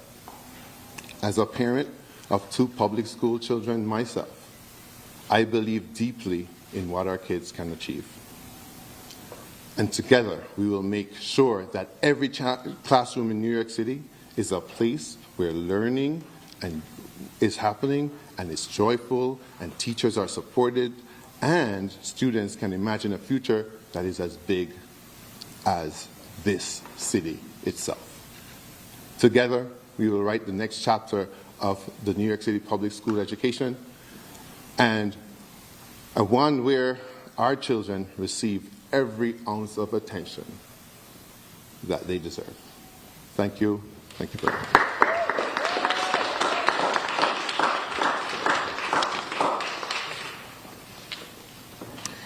Now I would like to introduce our Commissioner of the DOB, Ahmed Tegani.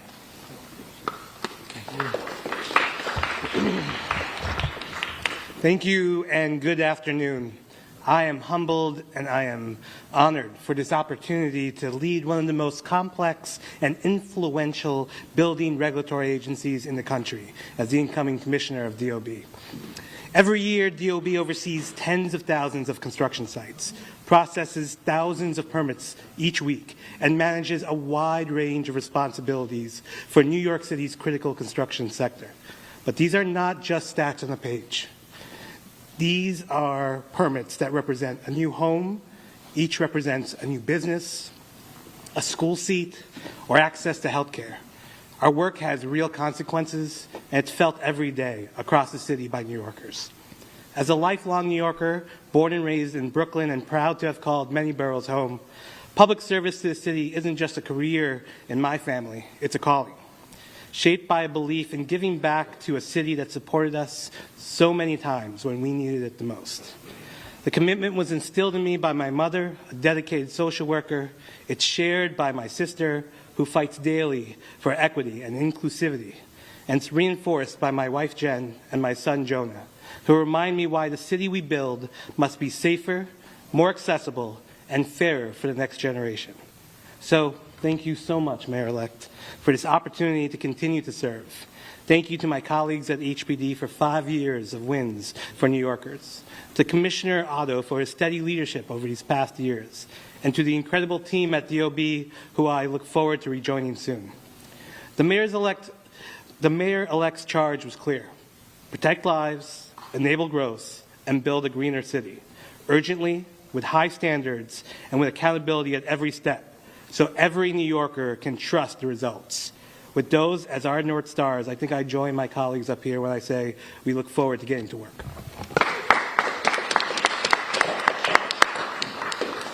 Now our incoming Chief Climate Officer, Louise Young.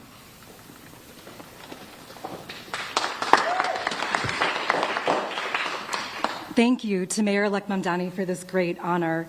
It is a privilege to serve as New York City's Chief Climate Officer. I'm a lifelong public servant, and for the last decade, I have been so honored to work with New Yorkers across all 5 boroughs to advance climate justice. The very first job I was hired to do was on coastal protection for Lower Manhattan after Hurricane Sandy. I've also worked on greening our housing and building community solar so that anyone, including renters, can access clean energy. In a city where we overcome any challenge with creativity and an ethos to showing up for our neighbors, tackling the existential threat of climate change offers us the chance to dramatically reimagine what's possible and what our future can look like. The opportunity to transform our neighborhoods to be more resilient, to put environmental justice communities front and center in building our climate solutions, the opportunity to invest in and maintain the infrastructure that keeps us safe as an act of love for future generations to come. I see this work not only about tending to our environment, but also as tending to every New Yorker. My vision of our climate future includes and especially centers the most forgotten in our city, who are often the first to feel the brunt of climate disasters. The climate crisis is inextricably linked to our affordability crisis. When people cannot afford to run their air conditioners during sweltering heat waves because of skyrocketing energy costs, when outdoor workers do not have labor protections as the skies turn orange and smoggy from wildfires, and when people cannot afford to repair their homes after flood damages, it is clear that lasting solutions to climate change must prioritize working people. I am so excited and humbled to join Mayor-elect Mamdani and this amazing team and continue this work together. Thank you so much.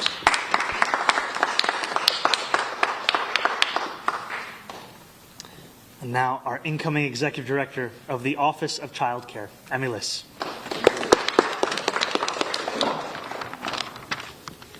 Good afternoon. I'm so grateful to Mayor-elect Mamdani for entrusting me to lead on universal child care, one of the most important pillars of our affordability agenda. When families have access to safe, reliable, high-quality child care, children learn and grow, parents are able to work and build economic stability, businesses and our economy thrive. But too often today, that is not the case. Parents are going into debt, leaving the workforce, or leaving the city entirely because they cannot afford childcare. Families with children under 6 are more than twice as likely to leave New York City. Meanwhile, childcare workers who do essential work every day earn less than 96% of all professionals in New York City. A different future is possible, and it is what we are building toward. A city where every child under 5 has access to free, high-quality childcare in a range of culturally responsive settings with appropriately compensated caregivers. As someone raising young children in Brooklyn, I know how much universal childcare would mean to New Yorkers. I would not be standing here today without the caregivers and educators in my children's lives. When I worked on the expansion of universal 3K and pre-K, I saw firsthand what it means when city government comes together to deliver for families. With the vision of universal childcare, we have a once-in-a-generation opportunity to come together again to double down on the city's investments and to design and implement a program that truly meets the needs of families and sustains our childcare providers and educators. Thank you for this opportunity.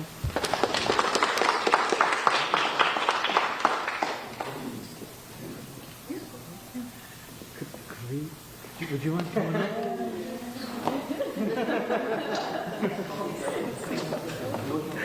Best t-shirt.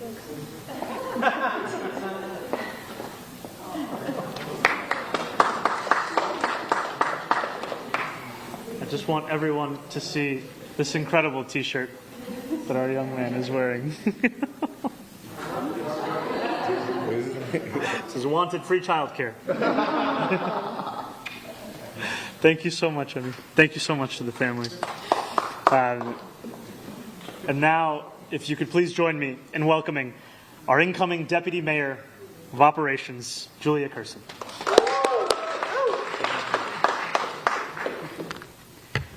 Thank you so much, Mayor-elect. I'm incredibly honored to be asked to serve in this administration.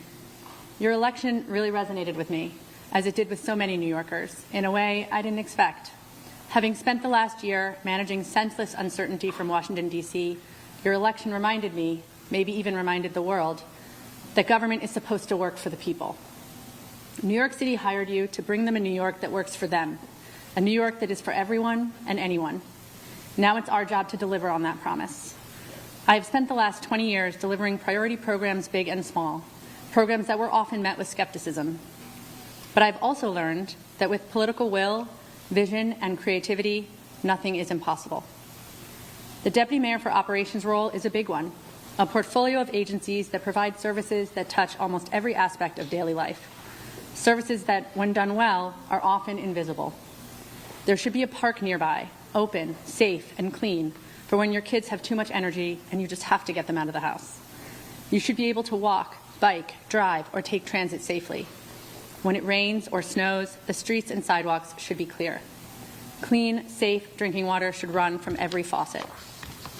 And our public spaces should be places for community, where we can get to know our neighbors or take in the sounds of the city. It takes hundreds of thousands of people and dozens of agencies to deliver these services seamlessly. As my uncle used to say when we drove past a new stoplight in his town, do you know how many meetings it took to put up that stoplight? Yes, it takes a lot of meetings, thinking, and planning to get things done right. But we have to move with a sense of urgency. New Yorkers cannot afford to wait for the services they rely on. I do want to take a quick second to thank some folks. I've had the pleasure of being mentored by some incredibly impressive women. Catherine Garcia, Jackie Bray, Alicia Glenn, Mira Joshi, Marie-Therese Dominguez, and Joanne Papageorgis. I have so enjoyed learning from all of them. Also, my mother and father, who raised me with a commitment to public service and made me believe I could do anything. My children, whom I love very much, and who love me even when I forget to send them to school with a crazy hat on Crazy Hat Day. And my husband, who makes me laugh every day. Thank you all. Now let's get to work.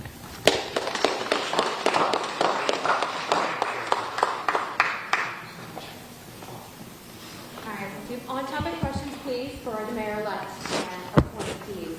That was Ricky Morgan. Hi, Mayor-elect. Hi, Morgan. One more day to say that. Yeah. 10 more hours. I said wait and see. Right. Here we are. Here we are. Yes. Just hoping, just two things. One, I was hoping if you could give an update on the Universal Child Care Program. Have you had more conversations with the governor about this? Anything you can update us on with that aspect? And then secondly, was just wondering about the Gifted and Talented Program. I know you said that you wanted to end that for kindergartners. Are you still hoping to do so, and what your take is on it as well? Thank you. So I'll start with the second question first. The enrollment program for the Gifted and Talented program for kindergarten is currently open. And we have both made very clear that we do not think that children as young as kindergartners should be subject to this kind of testing. And we also will not take action that will destabilize the lives of parents across this city. So for the program that is currently active, it will continue for the case that has been laid out for this next calendar year. And then in the years after that, we will fulfill the commitment that we've made specific to kindergartners. And then to your first question, universal child care continues to be a priority for our administration. And that is in part what has made me so excited to have Emmy in someone who has been helping prepare us for this work already and now will take a lead role in this. And it has been a part of conversations that we've had both internally as well as with the governor's team. And as the governor has said herself, 2026 is the year for childcare.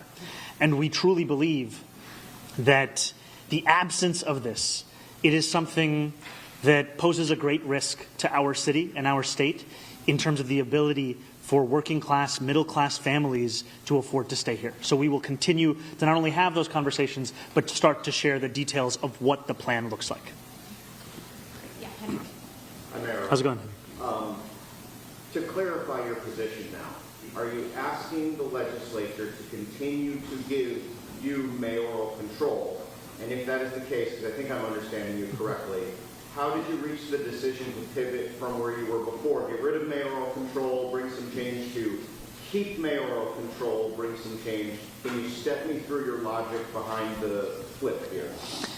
The position I've held has always been motivated by a desire to deliver the best quality public education for New Yorkers across this city, and a concern in mayoral control, and especially the manner in which it has been used by the current administration to push parents, students, and teachers alike out of any process, whether it be of discussion or deliberation. And I will be asking the legislature for a continuation of mayoral control, and I will also be committed with my incoming schools chancellor to ensure that the mayoral control we preside over is not the same one that New Yorkers see today. It will be one that includes more involvement, more responsibility, more accessibility of the current processes that parents are told to engage in, but so often either do not know about, do not know how to be a part of, or do not see the need to do so, given how limited the scope is of those very kinds of bodies. Yeah, Thank you. I'm Mary Lynn. Hey, how's it going? Yes. We talked to parent advocates today who tell us they didn't feel like they were included in the selection process for a new chancellor, and they are the ones that feel the children of the city. Do you have a response to that? Did you before you were talking to parent advocates and groups about your selection? You know, I have appreciated the conversations that we've had with New Yorkers for whom education is their primary concern, whether we are speaking of parent advocates or teachers or potential chancellors. And even within our own committee, within our transition, the reflections, the suggestions, they were critical in informing not only the rigorous process that we conducted in the selection of a new schools chancellor, but also the questions that we were asking, the places that we were pushing, because we both know that the responsibility is an immense one for New York City. It is also an immense opportunity to deliver in a manner that we have not yet seen. Yeah, and do we know if the chancellor starts tomorrow, or when does he start? We do know. The chancellor is going to be starting tomorrow, and I am also grateful that the current chancellor has agreed to stay on for an additional month to help with that transition so that no parent has to worry about the stability of the education system in our city. I'm sorry, we're going first. Go ahead. What was the reasoning behind not keeping Aviles Ramos and having a change mid-year? And then I also have a follow-up for the chancellor. Do you want me to say it now?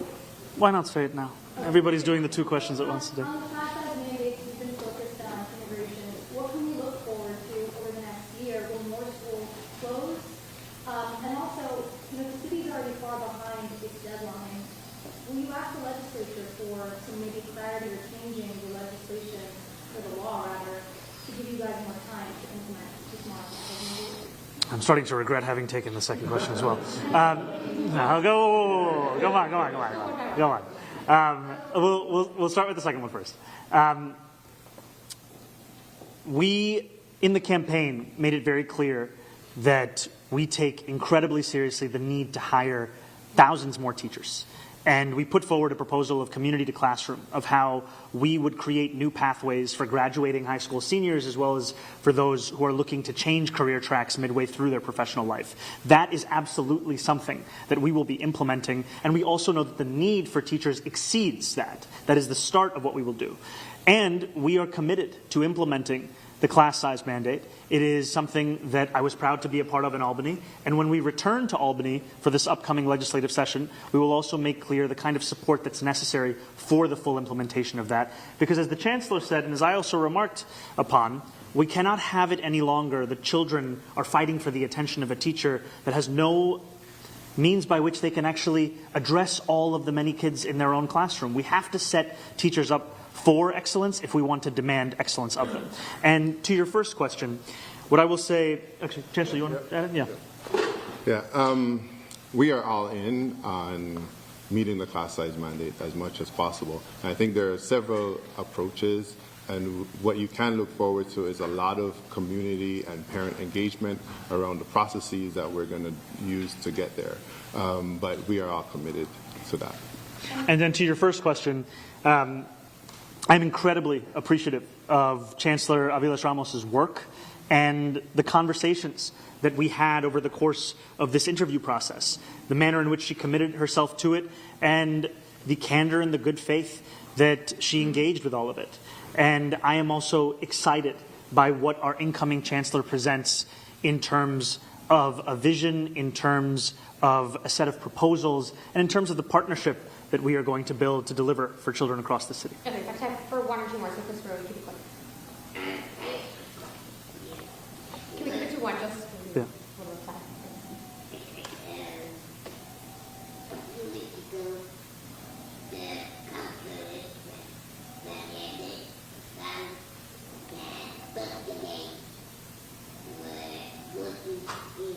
Bus delays? Okay.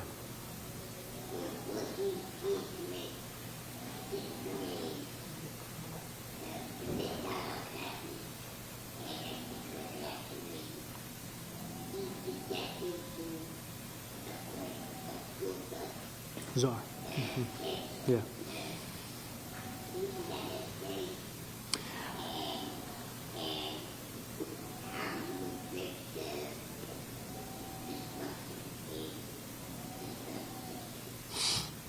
You know, I take very seriously that report, those findings, and I think you'll find in the Chancellor's remarks as well as in my own that the quality of education and experience that we deliver for disabled children across the city has to be a priority. And I am at once appreciative of the fact that the bus contract was not extended to the full proposed amount, and I know that this is a challenge that we will have to address, we will have to tackle, and it will be a focus for both the school's chancellor and myself. Thank you guys so much. Who voted Super for quick. you because you promised you would end mayoral control? It was on your website, talked about it, even back in Albany. What do you say to people that voted for you because you promised you would end it?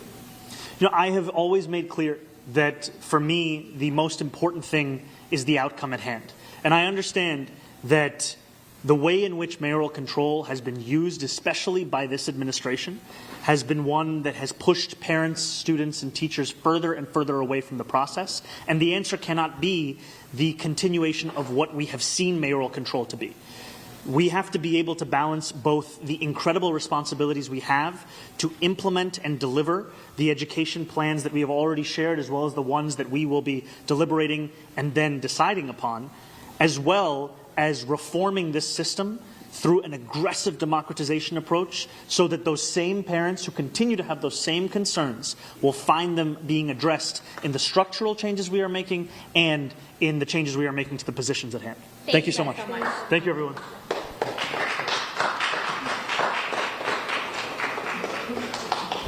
All right, that was Mayor-elect Zoran Mondani speaking in New York City. He's actually getting sworn in tonight at midnight, so we'll bring you that probably tomorrow when we get the full scope of his swearing-in ceremony. And expecting some more news out of New York City, of course, as the ball drop is expected in a couple hours. So stick with us. I'm going to bring you some more celebrations from across the area, across the globe, and we'll be back in 2 minutes.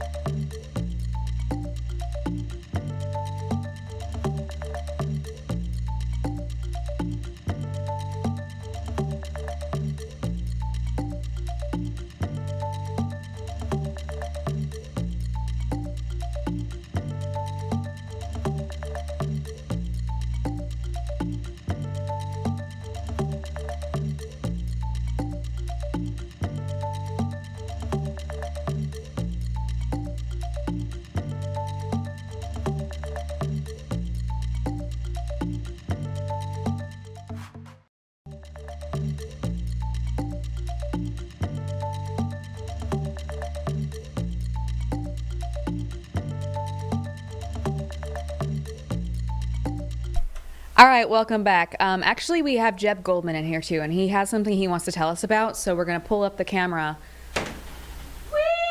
There he is. Hey guys, it's a big weekend here in Carolina, in the Carolinas, for the Yeah, it is. Carolina Panthers taking on the Tampa Bay Buccaneers. A spot in the playoffs on the line, something that many fans hadn't been expecting, but now it looks possible. Maybe, if that's not what we probable.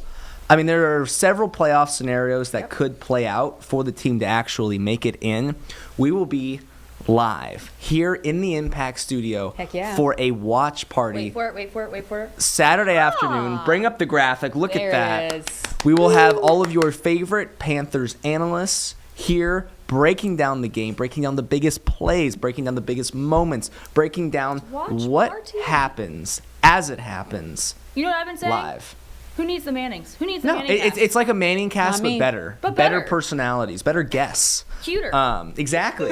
I mean, it'll be fantastic. More pizza. So, and there will be more pizza.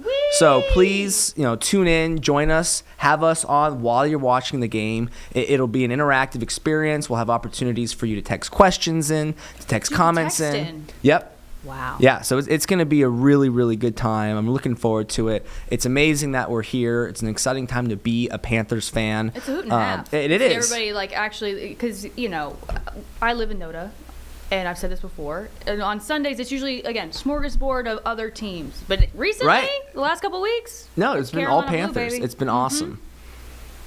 Great. Love that. Y'all looking at me? Oh, I guess I should probably. I was like, oh, I have to talk about sports. Dude, Julie This is loves why- the Panthers. I Julie's been love a Panthers. sports. I Julie love loves it. the Panthers. I love sports so we much. we want a city to be happy. Oh, I want. That's what we want. Yes. I also want you guys to lead that conversation because I'm scared. Okay, so I will be honest that I am confused by, there's Julie's been to if- more live football games, by the way, than Carlene and I combined this year. Yeah, isn't that funny? Yeah. Yeah, I went to a Panthers game. I went to the ACC championship. Yep. It was cold, Yeah. but I was there. You've been a lot of places. I love hot dogs. Oh, Love a game love day a stadium hot hot dog. dog. Mm-hmm. It's the best. So good. That being said, I'm so confused by the scenarios, and that's why I'm scared to be put on the spot like right now. Because the No, that's valid. Bucks, the Bucks have a lot more on the line here. Like they got to show out. Right. Or We they're the Panthers can still lose and have a Right. chance to make it. The Bucks need a win. And don't they need the Saints to win? I'm scared. Right? Everyone looks confused. This is Yes, what I mean. if the Bucks win, then yes. They need the Saints to win. The Saints to win, right? Over Atlanta. Right, because the Saints have beat the Panthers twice. That whole division's just absolutely cannibalized itself. So it's been Right.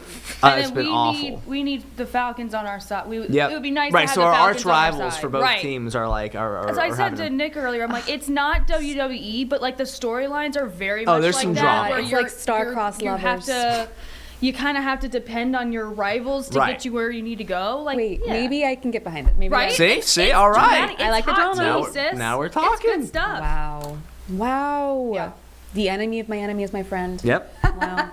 Anyway, on that note, speaking of getting to experts, we're going to toss it to our Nick Carboni, who knows a whole lot more about this than I do. And he actually spoke with one of our sports directors down in Tampa. Yeah, our friend down in Tampa. Our friend down in Tampa. We'll take a listen.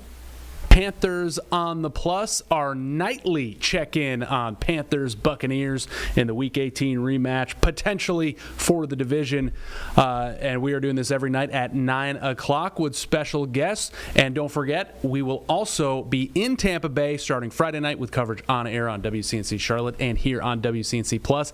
And Saturday, we've got something special cooked up for you at 4:30 or at 4 o'clock ahead of 4:30 kickoff. We will have a Panthers watch party with real-time analysis with former NFL safety Eugene Robinson, and just a fun conversation for you and with you as the Panthers take on the Bucks down in Tampa. Tonight's guest is somebody we got familiar with 2 weeks ago, and I figured we'd be doing this again just a short time later, and here we are. 10 News Tampa Bay sports director Evan Klosky joining us. Evan, what are the Bucs spirits right now? Because last night they watched the Falcons kind of muddy this whole thing up, and they no longer have a win and in scenario like the Panthers do. They've got to win and then get help the following day. So what did that do to their kind of vibe down there, if you will? I'll say this. The vibe can't get any worse. Look, they lost 7 of their last 8. You know, they didn't need Atlanta to win for them to feel better about themselves, right? They got to win. They got to win a football game, and that's even if Atlanta puts them in a tough position, they understand that they're the ones that are responsible for this. Like, it would have been nice for Atlanta to lose in a game where they were a 7-point underdog, but they've controlled their own destiny for the entire season, essentially. You know, the Panthers have also bailed them out multiple times this season to maintain their position atop the NFC South for a long time before Carolina jumped them a couple of weeks ago. And even last week, Carolina lost where they could have buried them for good. So they've had their 9 lives, and there's still a good chance that the Falcons lose on Sunday. And I can go through my whole analysis of that if we want to, but vibes are not great. Baker's banged up again. Right shoulder injury is a new one for him this season. He took a nasty hit in that Dolphins game on the fumble. So they just want to win. I think they just want a good taste in their mouth after a really bad 2 months. Yeah, let's talk about Baker. Saw him pop up on the injury report with a knee and also shoulder, and it had been the non-throwing shoulder. Now it is the throwing shoulder. I know, today here, and I believe there was a kind of a light walkthrough. Were you able to tell anything? What are they saying about the prognosis for that heading into this game? He's going to play. Baker's a dog. And he's played through a lot this season, and whatever this is, it's not going to stop him. Will he be effective? I don't know. But in the last game against the Panthers, up until that Ibuka 40-yard completion, I mean, the longest completion they had was about 13 yards. They already were playing pretty close to the vest in that contest and as conservative as can be. So does the injury maybe relegate them to returning to the game plan we saw a couple of weeks ago? Maybe. But we'll see Baker out there. He'll gut through it, and we'll know how bad it really is once we start watching him play. But otherwise, and you understand the portions that we see 10 minutes at practice. 10 minutes, you're doing a couple of handoffs. They actually, during our portion, sometimes the quarterbacks do their drills during the media window. That did not happen this week. They were actually running through some stuff, so much so that they didn't want us to shoot it. So all I can say is that he's going to play, and what kind of version we get of him, not quite sure. It hasn't been a great version for 2 months anyway, and I don't know what another bump and bruise is going to do to, magically change what we've kind of seen since the bye week. Is there some solace in the fact, and like you said, we haven't really seen it from him the last 8 weeks, that it's Baker Mayfield with his back up against the wall, and as he mentioned the other day, out of lives. And sometimes that brings out the best in Baker. It hasn't up until this point, but now, like he said, he is truly out of bullets, truly out of lives. What do you know about his makeup in those moments? He's going to be a leader. He's going to do what he's got to do. There's going to be a third down play that happens on Saturday where it's 3rd and 8 and he scrambles out of it and he makes a first down and you're all yelling at your TV like, it's coming. How do you let that happen, right? That's Baker. And he's gritty. He's going to figure it out. He's going to find a way on certain plays that look dead to make it happen. But can he string enough of those plays together to win a ball game, right? In flashes, he'll keep drives going. In flashes, he'll make a great play. But can he do enough? And it's not just him. It's a whole operational thing. It's an injury thing. It's an OC thing. It's we don't have to get into the weeds of it. But he's going to be a competitor and a leader. But is it enough to win the game? That's the question. Because you're going to get the fire from Baker. You're going to get the competitive spirit. But can you get that for multiple drives, multiple touchdown drives? Objectively, I don't know. All right, let's have a Tristan Wirfs discussion briefly, but layered.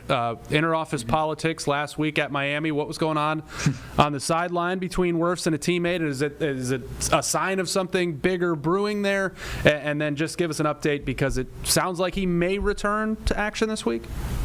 So let's start with the Tristan Wirfs, Bucky Irving thing on the sidelines. Personally, for me, I'm okay with that stuff. I don't think the team is fretting about that stuff. Do you want to be doing that on the sidelines where everyone has their cameras? No. But Todd Bowles, Baker Mayfield, everybody on this team the past couple of months has been pretty much shouting in front of the microphone saying this has to be a player-led thing and you all have to take accountability. You know, you all have to do it. The coaches can't tell you to do everything. Like, you got to figure it out yourselves. And I'm okay with a little bit of frustration and hey, like, you guys need to do this, you guys need to do that. You know, as long as it's not the, like, straight up finger pointing, like, you messed that up. But, like, if it's in the way of, like, we got to get better sort of deal, you know, I'm kind of okay with that, as long as there's no, like, fisticuffs. So I label that a nothing burger. Those on the outside looking in, especially seeing a team that's lost 7 of its last 8, I understand the optics. I'm not going to try to sugarcoat that, but I don't think it's a big deal for them. Having said that, with Tristan Wirfs, he's going to try. He was out there doing a little bit today. It was still listed as a DNP, so it was certainly nothing of significance other than, like, doing a couple of walkthrough steps. Yep. He would not have practiced if it was a real practice. And knowing Tristan, if he can go, he will go. But for Tristan to sit out last game, that's a red flag for me, right? That was a very important game. If Carolina wins that game, season's over. Like, there is no, hey, let's rest somebody for next week, right? Like, their season could have ended last week. You can't play that game. So for him to sit out as a captain with a toe injury, which traditionally speaking is not a good injury for NFL players.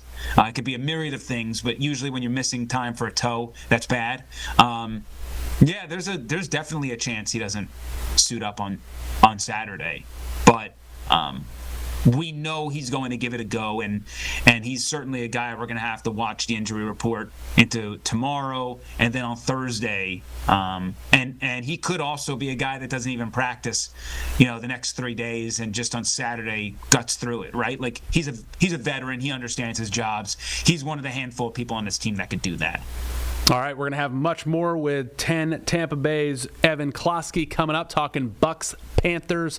We're going to get a handle on the atmosphere to expect Saturday afternoon down there in Tampa Bay, coming up in about 120 seconds. We're also going to take a quick break here. I do just want to point out what's in the bottom right corner of the screen. That is Dubai. We're going to make it full. We're going to make it full, because that is crazy. I mean, give us a second to pull this up. Oh, my goodness. It's the production value, which I didn't expect anything less, but, like, holy moly. I mean, I am speechless. I know. I don't know what to say right now. I think we just have to hang here for a second. Sure, I'll bring the audio up. Hold on, give me a second, and go.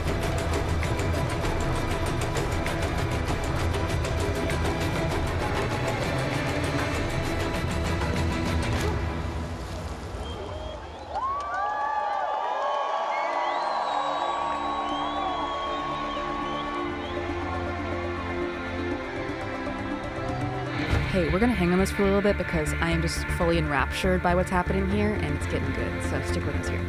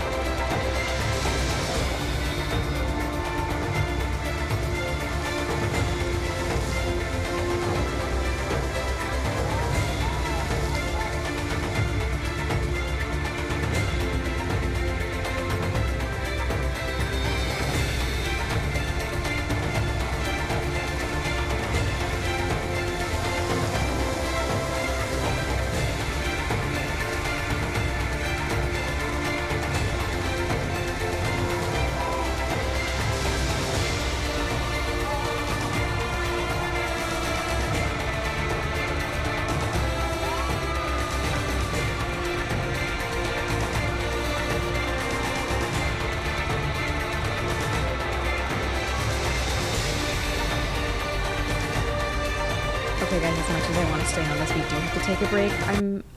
I'm going to keep watching this for a second, and we're going to keep coming back We'll bring to it this. back. Don't worry. Just I don't think hang here for 2 minutes. I promise we'll bring it back. There's like a storyline. I mean, Yeah. goodness. Okay, we'll be back. We'll fill you in. We'll let you know what you missed. We'll be back in 2 minutes.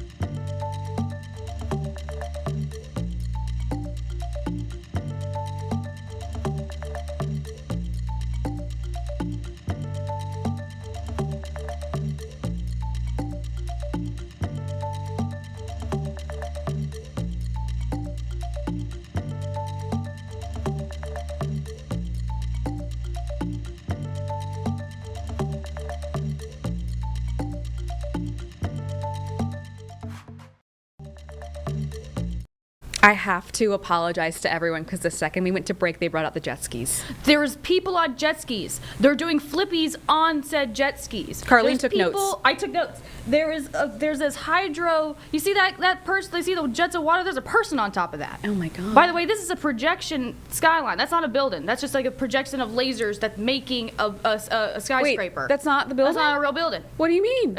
I looked up ahead. Like unless it's clear. But Are we sure? This is the wildest thing I've ever seen.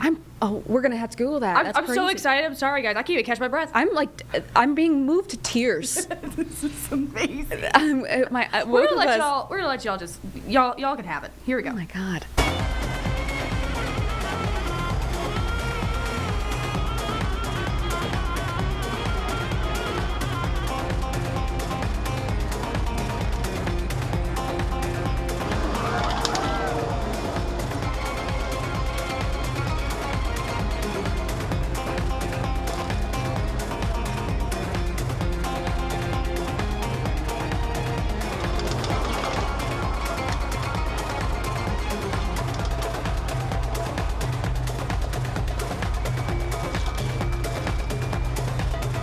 Carlene forgot to mention the tightrope walker. I'm so sorry you guys missed that too.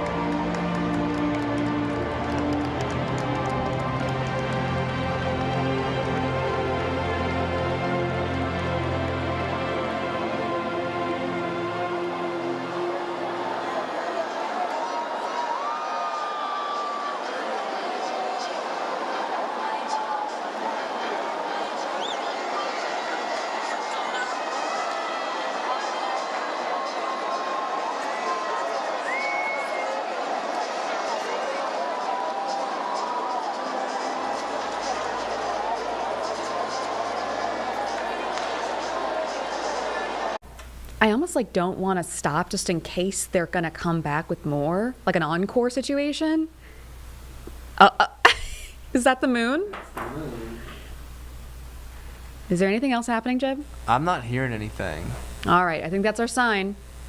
I think that they're on their greener pastures. The first moon of 2026. Happy New Year to those in Dubai right now. I think that we should cancel every other celebration because there's no topping that. Yeah, you can't top that. No topping that. Who's pumped for the ball drop, though? Yeah, Woo! get the ball drop going. Yeah. We are going to take a quick break to gather ourselves after that spectacle. We'll be back in 2 minutes.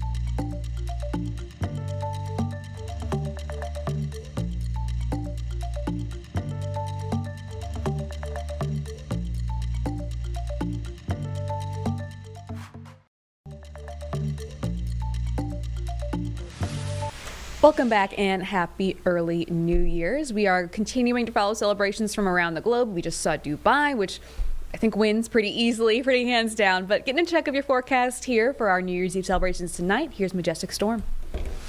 Back to your weather impact forecast. Chilly start to the day, but Majestic, things are starting to warm up a bit.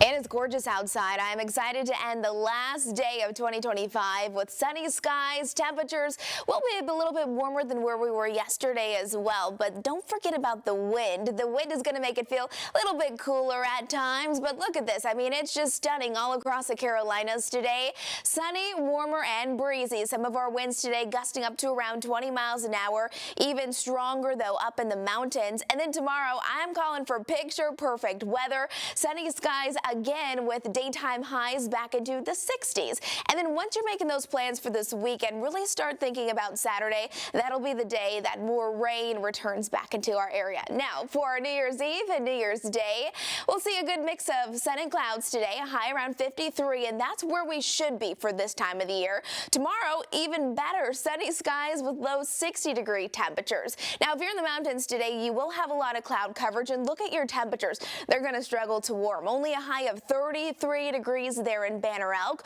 Once we're heading across the foothills, we're staying dry today there in Morganton with a high of 51, and again, partly sunny skies. 53 in Lincolnton, Gastonia, Shelby, even right here in the Queen City. And then once we're heading more south, areas like Lancaster and Monroe, we're going to be having sunny skies and very mild conditions. Now, here's our satellite and radar. Once we bring it back to the Carolinas, this is what we like to see. A lot of sunshine for us, still holding on to cloudy skies, though, up up in the mountain locations. Again, the last day of December, and boy, I'd say we're getting pretty spoiled.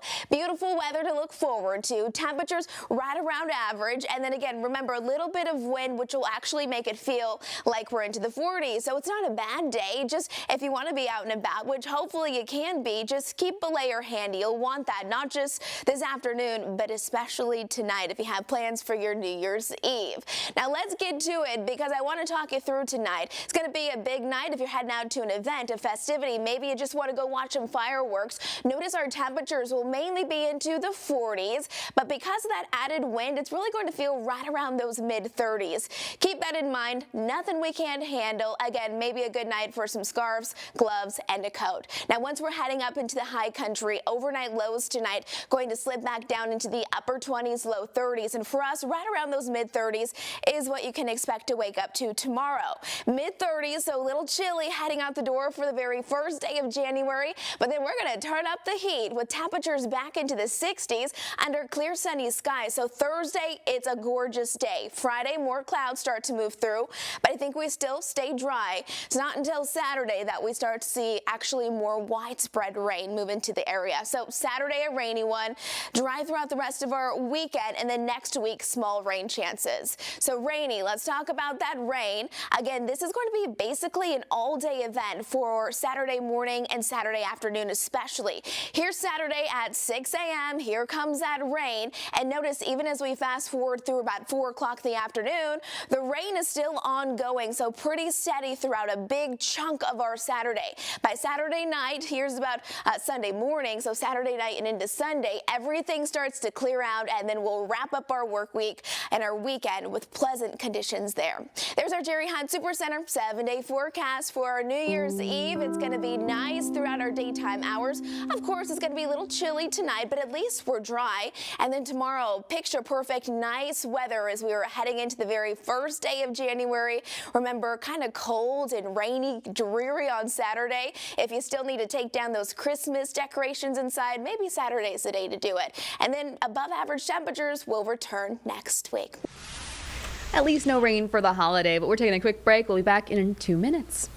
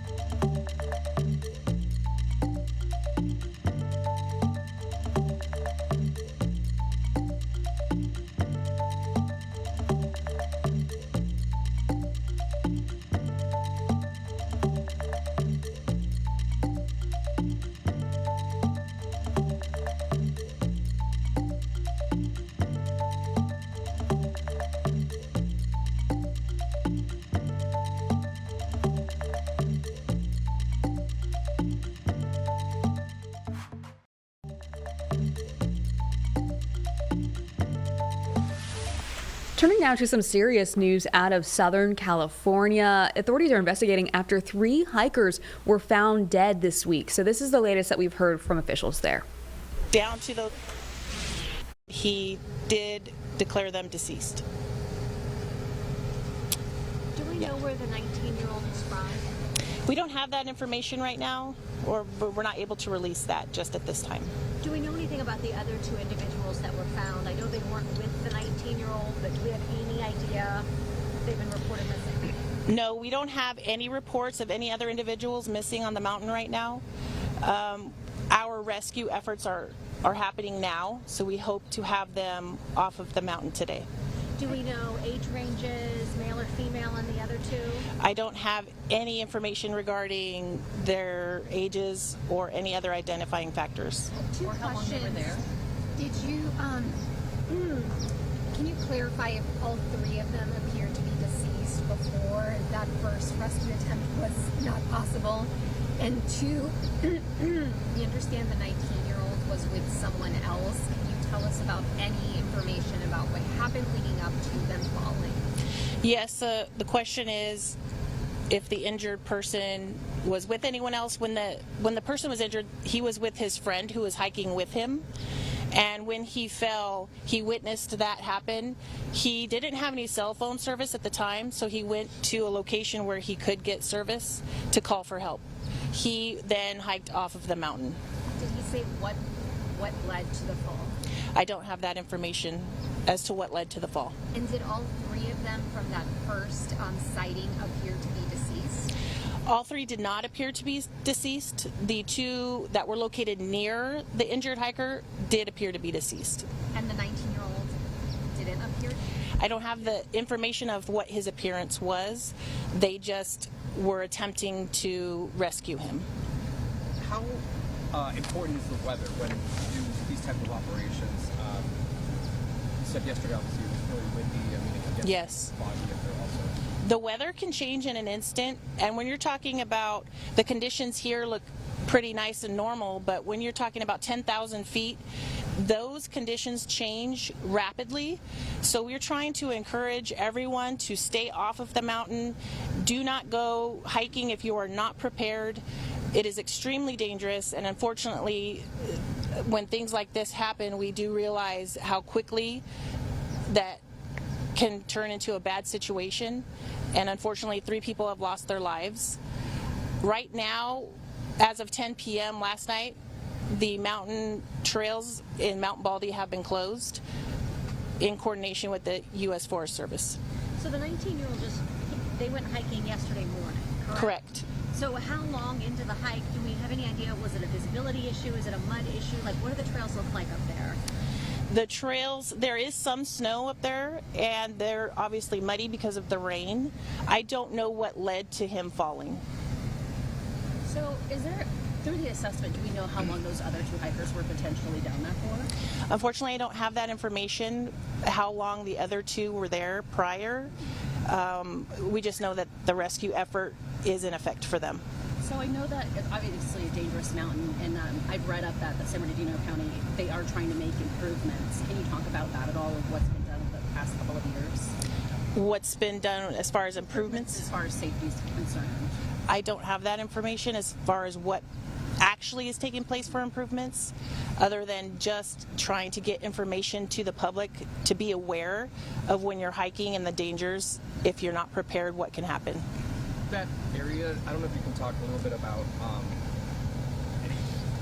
with other operations, search and rescue operations. Is this like a popular area where people tend to, hurt themselves or get lost or whatnot? This particular area is called the Devil's Backbone, and this is an extremely dangerous trail that is not carved out in a way that a regular hiker could hike that and be safe. We just want to make sure that everyone understands it is one of the most dangerous trails that we have here in our area, and even the most experienced hiker could have problems on this trail. We definitely don't want novice hikers going up and hurting themselves. Not only that, but we have many search and rescue members on this department who are volunteers, who volunteer their time to come out, put their lives in danger to assist these people off the mountain, and also to help them when they're injured. This is an important thing. We thank our search and rescue members, and we just appreciate how much they do for the community and for our department. What is the status of recovery efforts right now, and would you be able to kind of tell us us what the conditions were, the past couple of days? If any mud flow or floodings impacted surrounding communities, things like that? I don't have any reports of any active mud flow on the mountain at that time when those hikers were there. What was the other? Status of recovery efforts. Oh, the status of recovery efforts. Right now, our aviation unit is conducting hoist rescue. I don't know if they've actually completed those rescues yet. Do you know what challenges they're having? I know the wind was a factor yesterday. What are the issues today? Well, visibility is right now, and obviously there's still a lot of wind on the mountain that they're fighting against.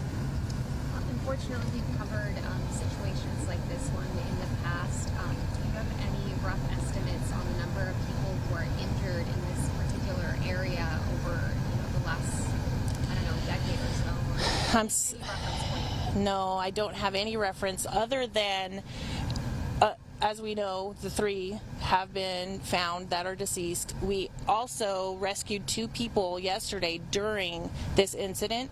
And then on Sunday, we also rescued approximately 2 more people.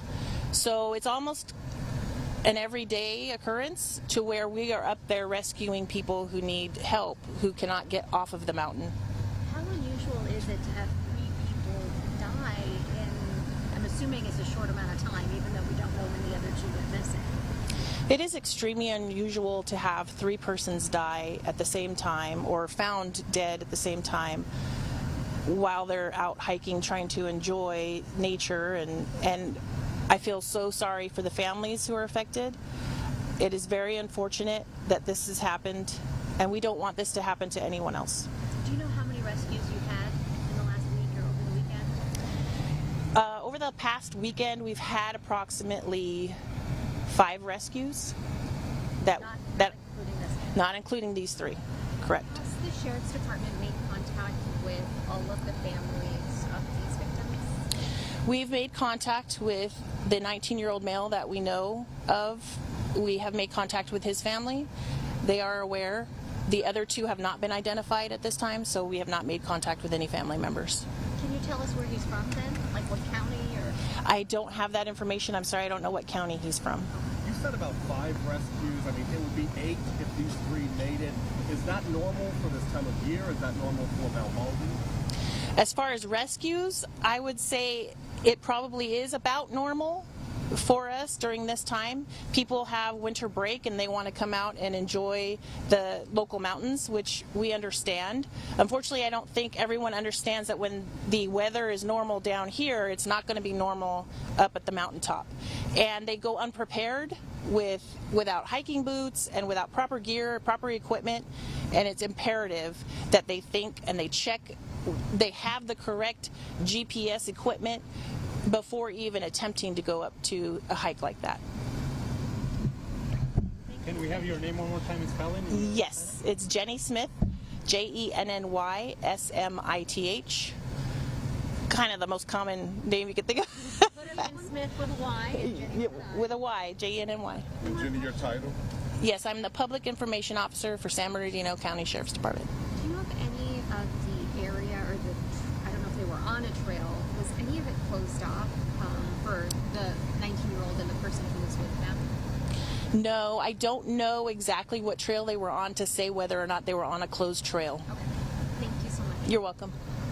Thank you. Okay, thank you, everybody. Appreciate it. All right, we're going to take another quick break, but we will be back here in 2 minutes with some more news.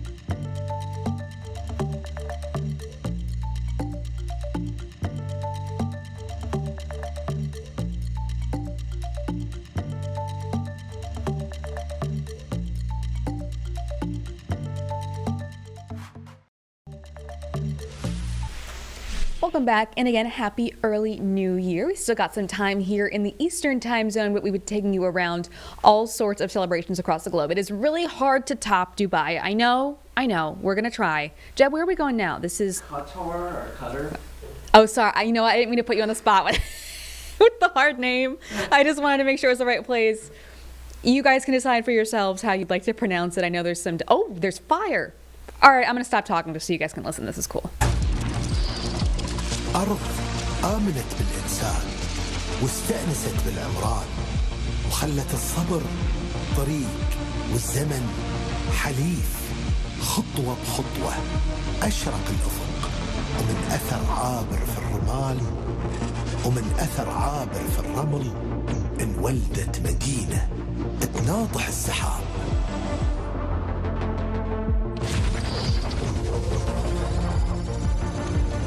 هني مو بس بنينا المكان، بنينا العلاقة بين الإنسان والأرض، بين الفكرة والإنجاز.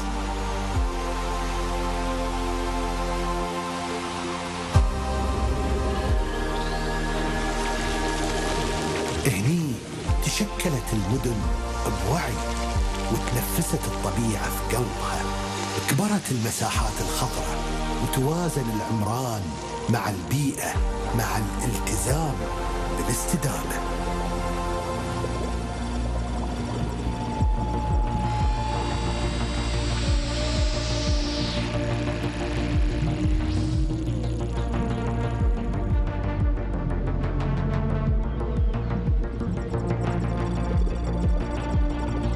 الديار القطرية أنشأت مدينة الحلم لوسيل، مدينة استضافت الحلم وحولته إلى واقع نابض بالحياة. هذا ما هو بمشهد لمدينة من المستقبل، هذا حاضر لكنه انصنع بعناية.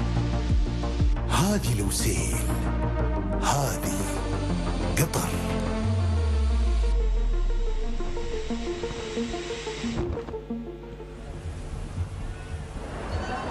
يلا وردينا مرة ثانية، جاهزين؟ نشكر الديار القطرية وشركة زوم، أحلى شركة زوم على التنظيم الرائع، ما شفنا غير الأشياء الجميلة. شكرا، يعطيكم العافية، وشكرا انكم حتى مهتمين فينا. يلا جاهزين؟ شو نسمع؟ اللي هني ضحبية؟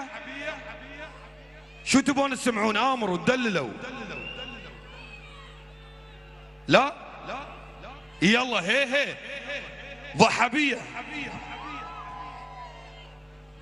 ضحبية لا صدق هاي قوية، جبت عمري ضحي له خان بيه. الله عافني وجاز دلالي بلذية، لا صدق هاي قوية. أول ما اجت فرصة علم والله طار عاف الشوق راح ويا الهوى العالي، لين مني طلع مخنوق. صرت مالوك إلى هنا وتنتهي عشرتكم المو حلوة. ما رد بعد أبد حبكم طلع ما يسوى، والعافني هو الخسر فضل علي سوى. والفوق فوق يظل ترى والجو يبقى جوا. يلا اسمعكم.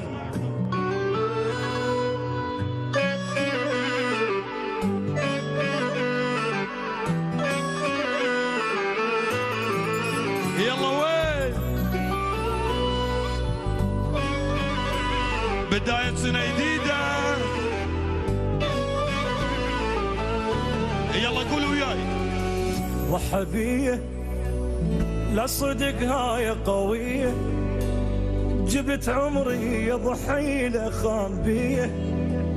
عافن وجاز دلالي بالأذية، لا صدق هاي قوية. أول ما يجي فرصة علو طار يا سلام في الشام راح ويا الهوى العالي، لأن من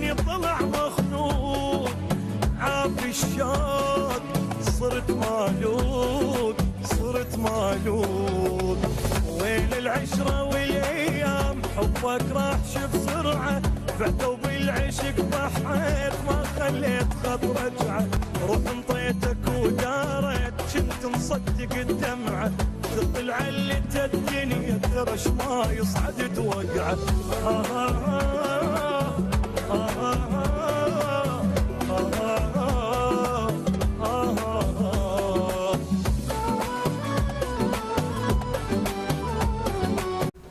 All right, you're watching some more New Year's celebrations there. We're going to get some more around the globe as we go throughout the night. But we're going to take a quick break and get to some news out of Minnesota that I believe we have queued up here. So stick with us. Some live events coming up next.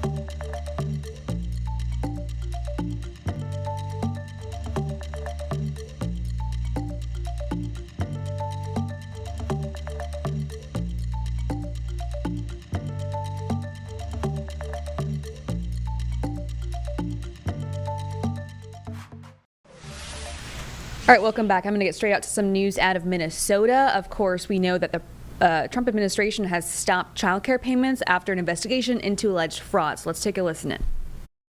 Never acceptable. But cutting off childcare funding to everyone in the state is not the answer, and it's not acceptable. So what does it look like when Minnesota childcare funding is frozen? Over 20,000 children in over 4,000 programs across our state will lose access to childcare and early learning. Their families will not be able to go to work because they don't have childcare. Our childcare center and others like us will have to close our doors. 75% of the children at our program qualify through the state for childcare funding. We can't afford to continue to operate if we lose 75% of our enrollment. Without child care assistance funding, our center will close within a month. As those families no longer have money to spend because they don't have jobs, because they don't have child care, other businesses in our communities will be impacted by a loss of workforce and by a loss of income. And many will have to close their doors as well. You see, freezing child care funding does not just impact families and children, it impacts everyone. During the COVID pandemic, we learned how vital child care was to sustaining our state and country. If we allow this funding freeze to happen, all Minnesotans are going to suffer. We cannot succumb to hate and fear-mongering. It is not who we are as Minnesotans. We are people who surround our communities with love and support. So instead of tearing down our Somali community and our child care centers, let's lift them up. Let's make sure that our children have safe places to learn and grow.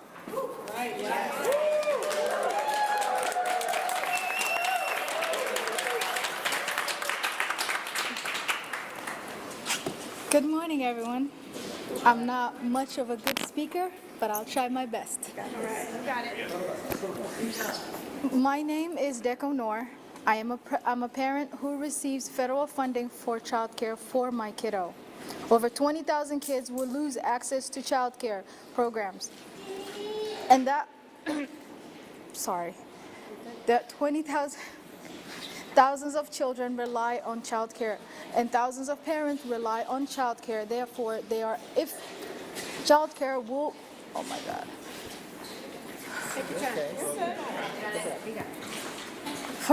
I'm currently a medical student. I rely on childcare. I work. If childcare is cut, I'm unable to work or go to school. I understand fraud is bad.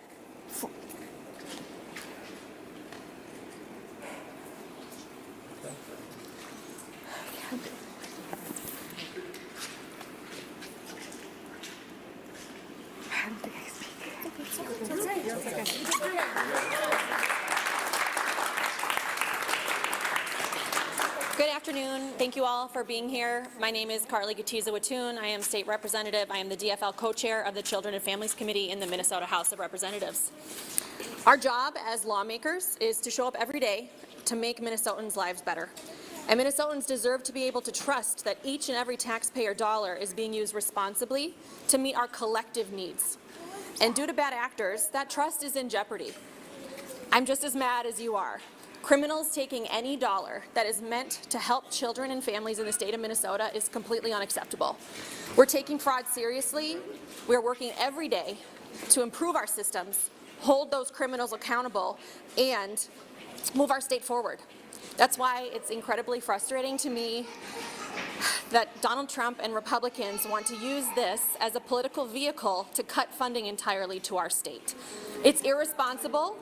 That's right. It's irresponsible at best, and it's despicable at worst to cast blanket dispersions on those caring for our littlest Minnesotans, particularly those of Somali American descent.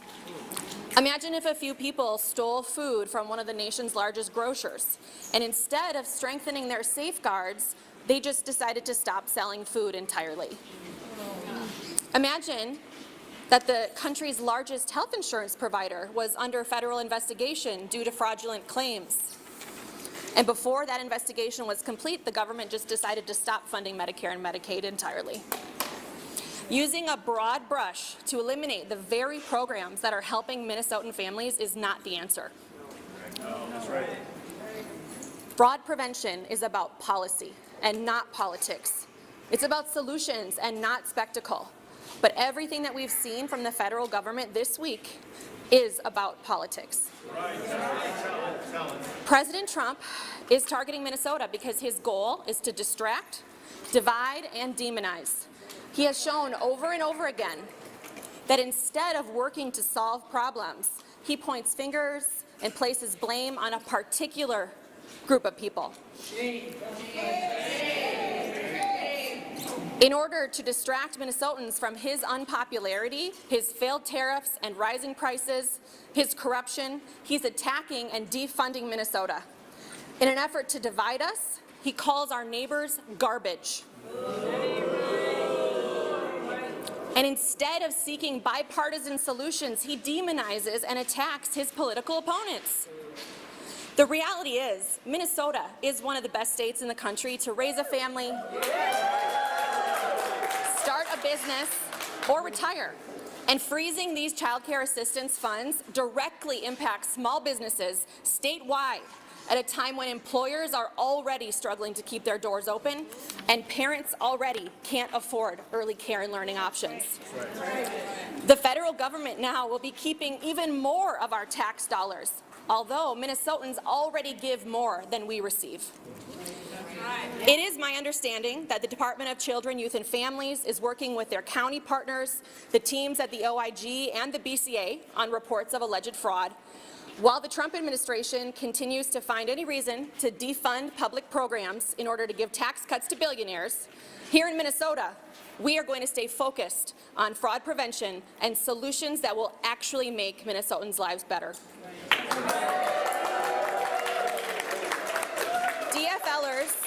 DFLers will be doing everything that we can this session on top of fraud prevention to make sure that Minnesota stays a great place to live, work, and raise a family, even as Trump works to defund our state. Thank you.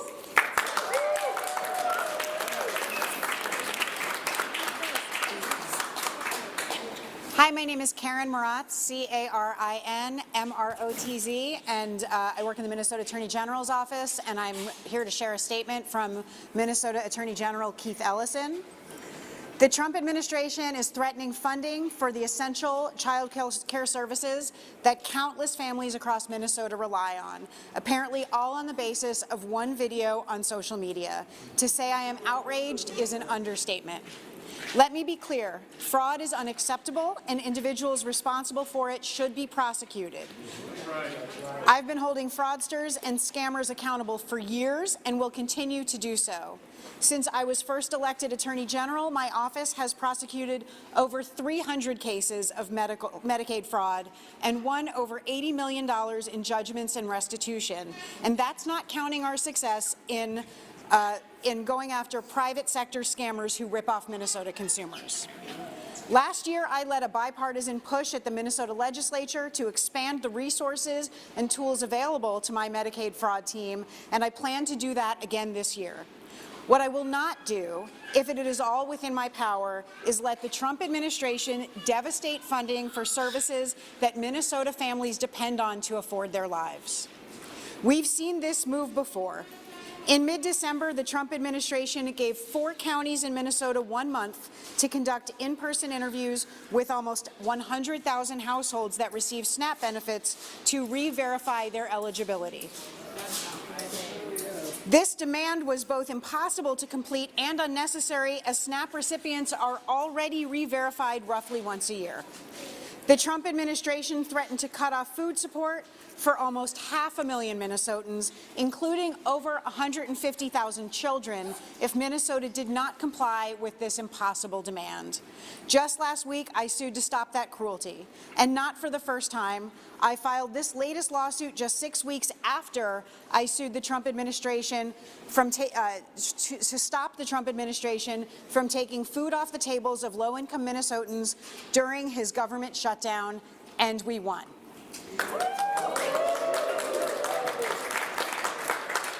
There are legal and appropriate ways for the federal and state government to ensure that programs are being administered with integrity. As we have seen time and time again this year, however, this administration seems to have little interest in following the law, including laws that are designed to help state and federal agencies work together. My team and I are exploring all our legal options to ensure that critical child care services do not get abruptly slashed based on pretext and grandstanding. This hasty, scorched earth attack is not just wrong, it may well be illegal, and my team and I remain committed to protecting the people of Minnesota to the fullest extent of the law. Thank you.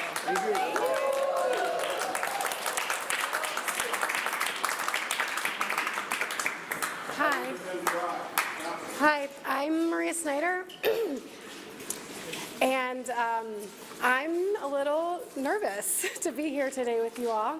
I'm a director of a child care center here in St. Paul, and I'm really proud of the work that we do at my center and across this state to provide care for children and families. Deco just let me know that she had to skip school today and she just got emotional being here, and I feel like we all are feeling that same way. Like, it's just the emotions are right there. It's not lost on me that there are providers who would want to be here but are afraid to be here.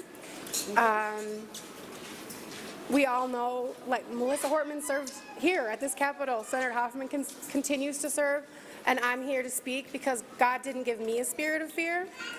And I'm here to speak up on behalf of children and families and providers, and no one invites children to come speak at these things. So here I am, you get me. My center was opened by my mom in 1998. She was a family advocate, and she saw that there was a really huge need for affordable childcare that was full-time in our city. So she opened our center, and like I said, we've been really proud to accept childcare assistance from the beginning because we believe that every child deserves access to high-quality early learning. Yes. Yes. Yes. Right. Many of the families at my center are one paycheck away from becoming homeless. I'm not exaggerating. If childcare assistance is turned off, children can't come to care. That means their parents can't go to work. If they don't go to work, they don't get paid. They risk losing their jobs. If that happens, they cannot make their rent check that month. Many families in Minnesota are living paycheck to paycheck as it is. It's not right. And I'm emotional too, so I apologize. I'm doing my best. In many cases, childcare assistance is a crucial piece of survival. I'm generally scared for what can happen next if funding is stopped, and I can't help but think that this is part of a larger designed plan and strategy to cut public funding.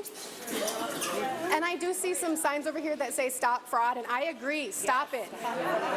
There are wait lists for these programs that are years long. There is fraud,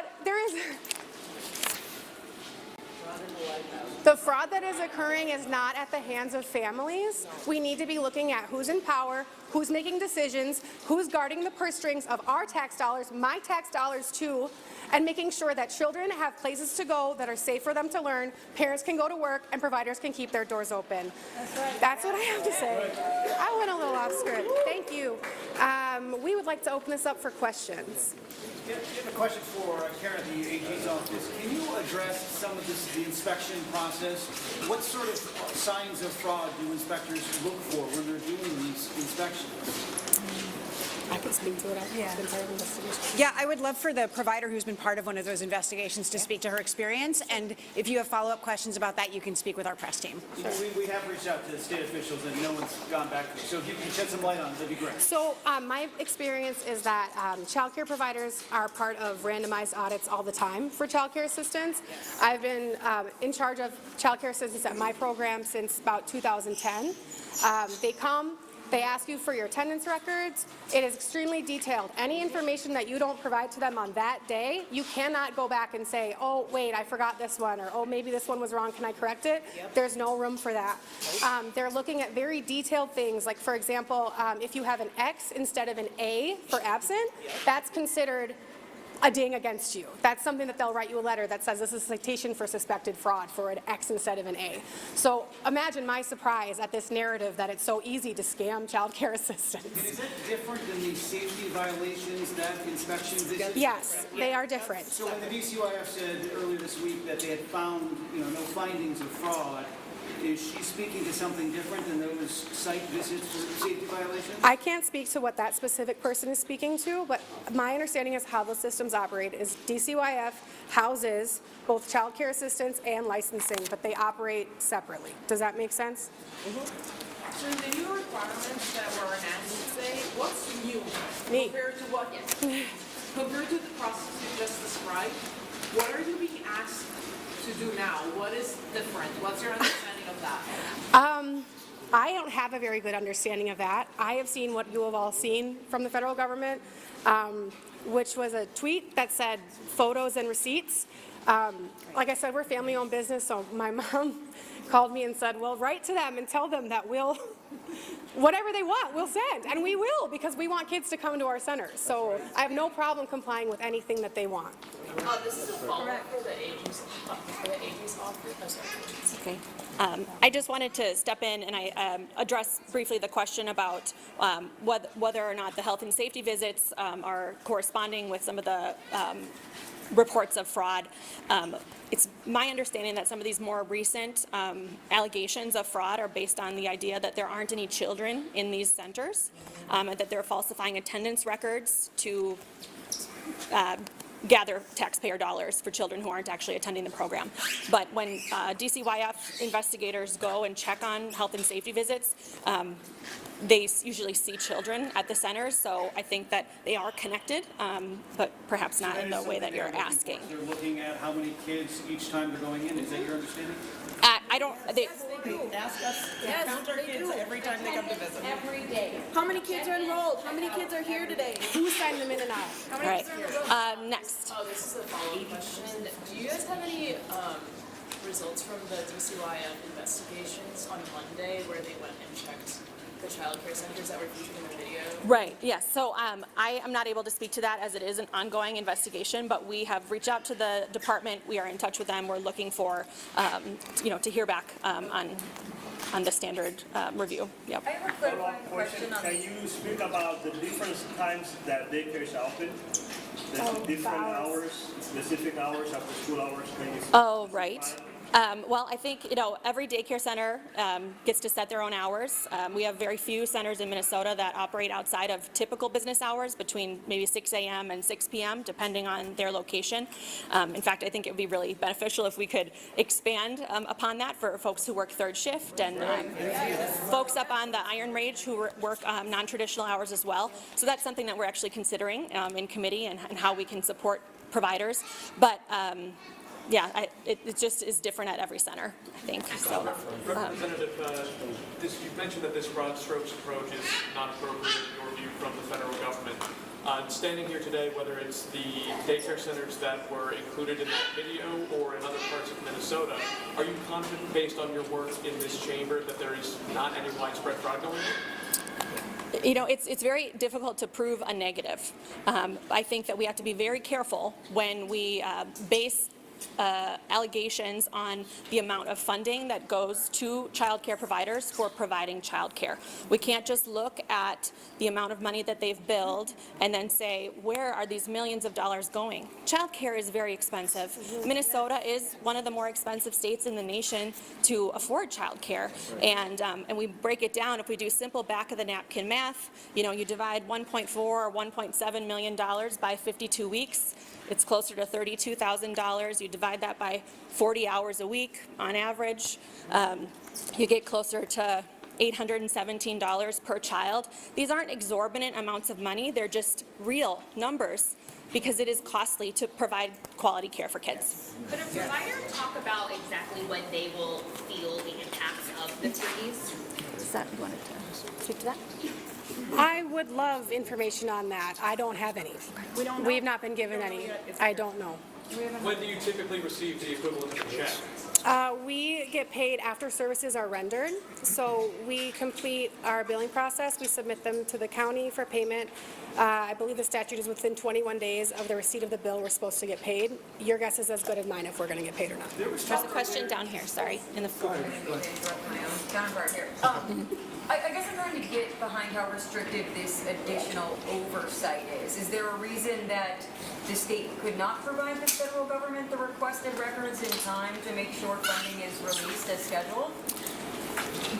So if I'm understanding your question correctly, you are asking about like the photos and the information that was put out via social media instead of an actual official letter to our state government, which seems like a weird way to govern to me, but nonetheless. There was a demand letter to the governor's Yes, office, right? after the fact, after the tweet came out. So, we're gathering, DCYF is gathering information as best they can. They've done much outreach to the federal government to try to clarify. But as of right now, we have not been requiring photos of some of these logs, these sorts of things. And it is something that we can take under guidance when we return to the legislative session. And that's something that we've been doing for years, actually, working on child care assistance and strengthening the program integrity. We've been working on all of that with the new Department of Children, Youth, and Families. And I think that just it's happening so quickly that we just have to make sure that we are